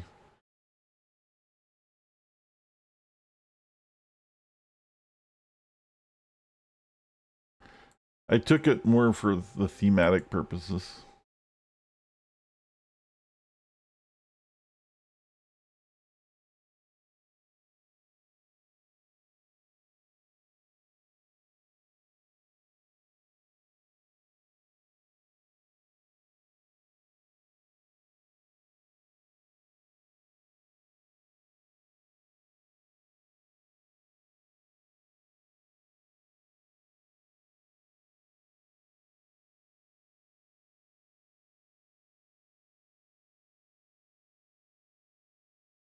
All right, there's a level.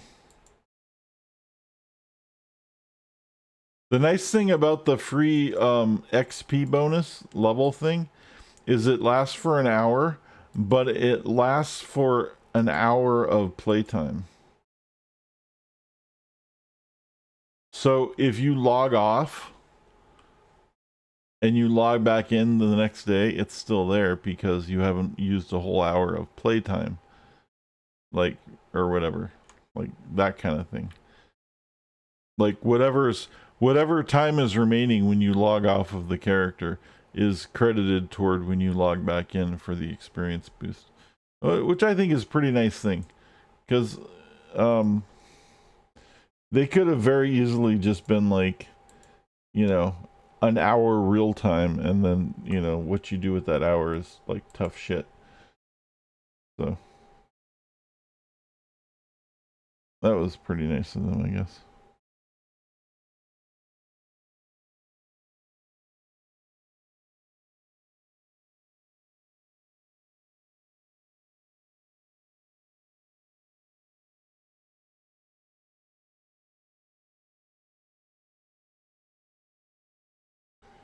Anyway, we are flying to the trainer to find out what level 12 brings us.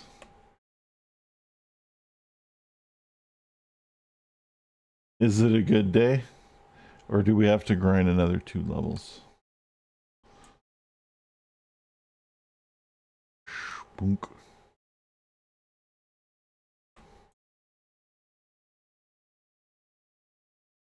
Wait, what? This isn't the trainer.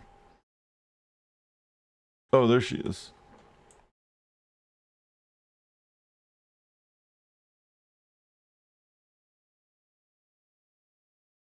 Alright, my 2 slots. We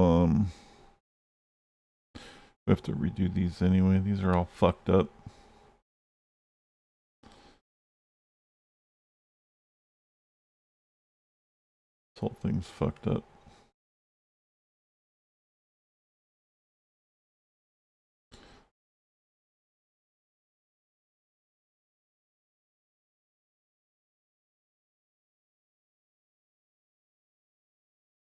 We'll probably respec later. Alright, you're out. Time for sleep. That's cool. Peace out, dude. I'm probably taking off here in a couple minutes. I just wanted to see what this level 12 was going to bring. Have a good sleep, and I will see you when I see you. Probably tomorrow. Dream of tacos. We got our lions. But we also got our spore cloud. We need both of these at the same time. Wild growth. That's into your allies. No, we didn't want that. Spore cloud. You create a large cloud of toxic spores around your targeted foe. That's what we need for the hold, is the spore cloud. But we also need the lions, and we need the lions before we need that. So we're going to take the lions, and then we'll probably take the ravens to see what that is at some point too. So now we can see what the lion looks like.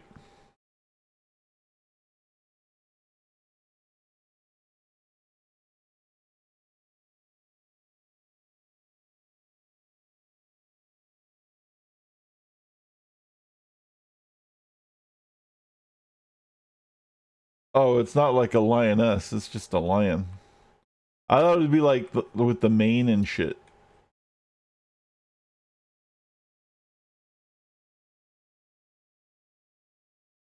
All right. Well, that's fair. It is a lioness. Wait, I thought the lion. Wait, huh? I thought the one with the mane was the lioness. Am I wrong? Is the mane the lion and the lioness doesn't have a mane? Man, I'm stupid. All right.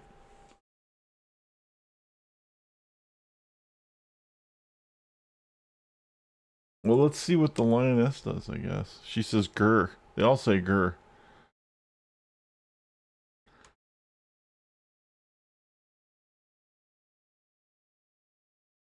Let's see if we can handle these fucking mobs.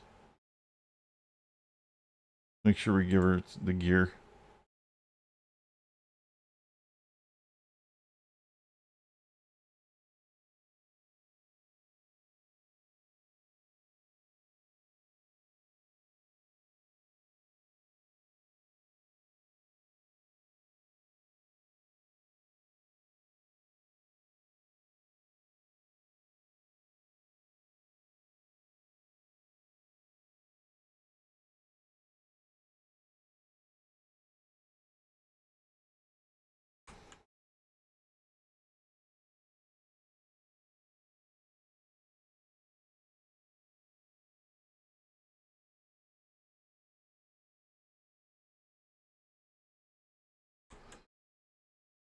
Well, they're doing a good job. That fucking lion's no joke, man. Holy shit. Good job. It's not so bad anymore. This might turn out to be a pretty good character. All right. Well, anyway, that's going to do it for the stream. It has been 4 hours, and I, too, am actually kind of pooped. Oh, shit. Now I'm being attacked. Hold on.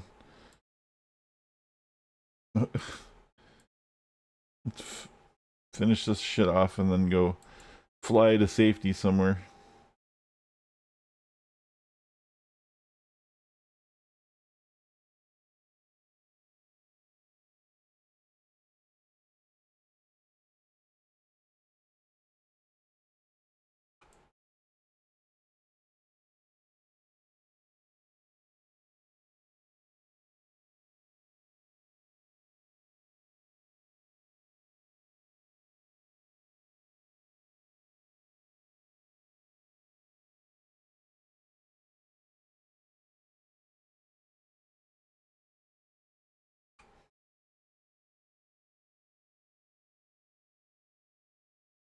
My animal's not jumped that high.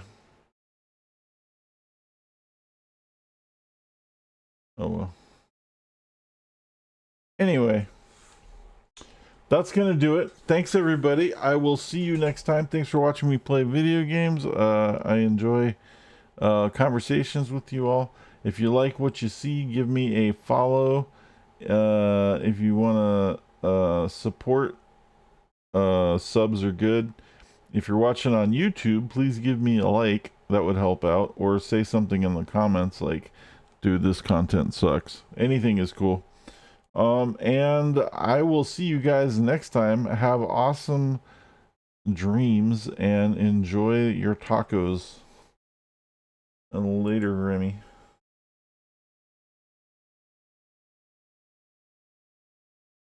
Peace out.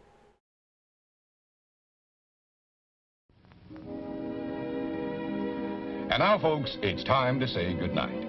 We sincerely appreciate your patronage and hope we've succeeded in bringing you an enjoyable evening of entertainment. Please drive home carefully and come back again soon. Good night.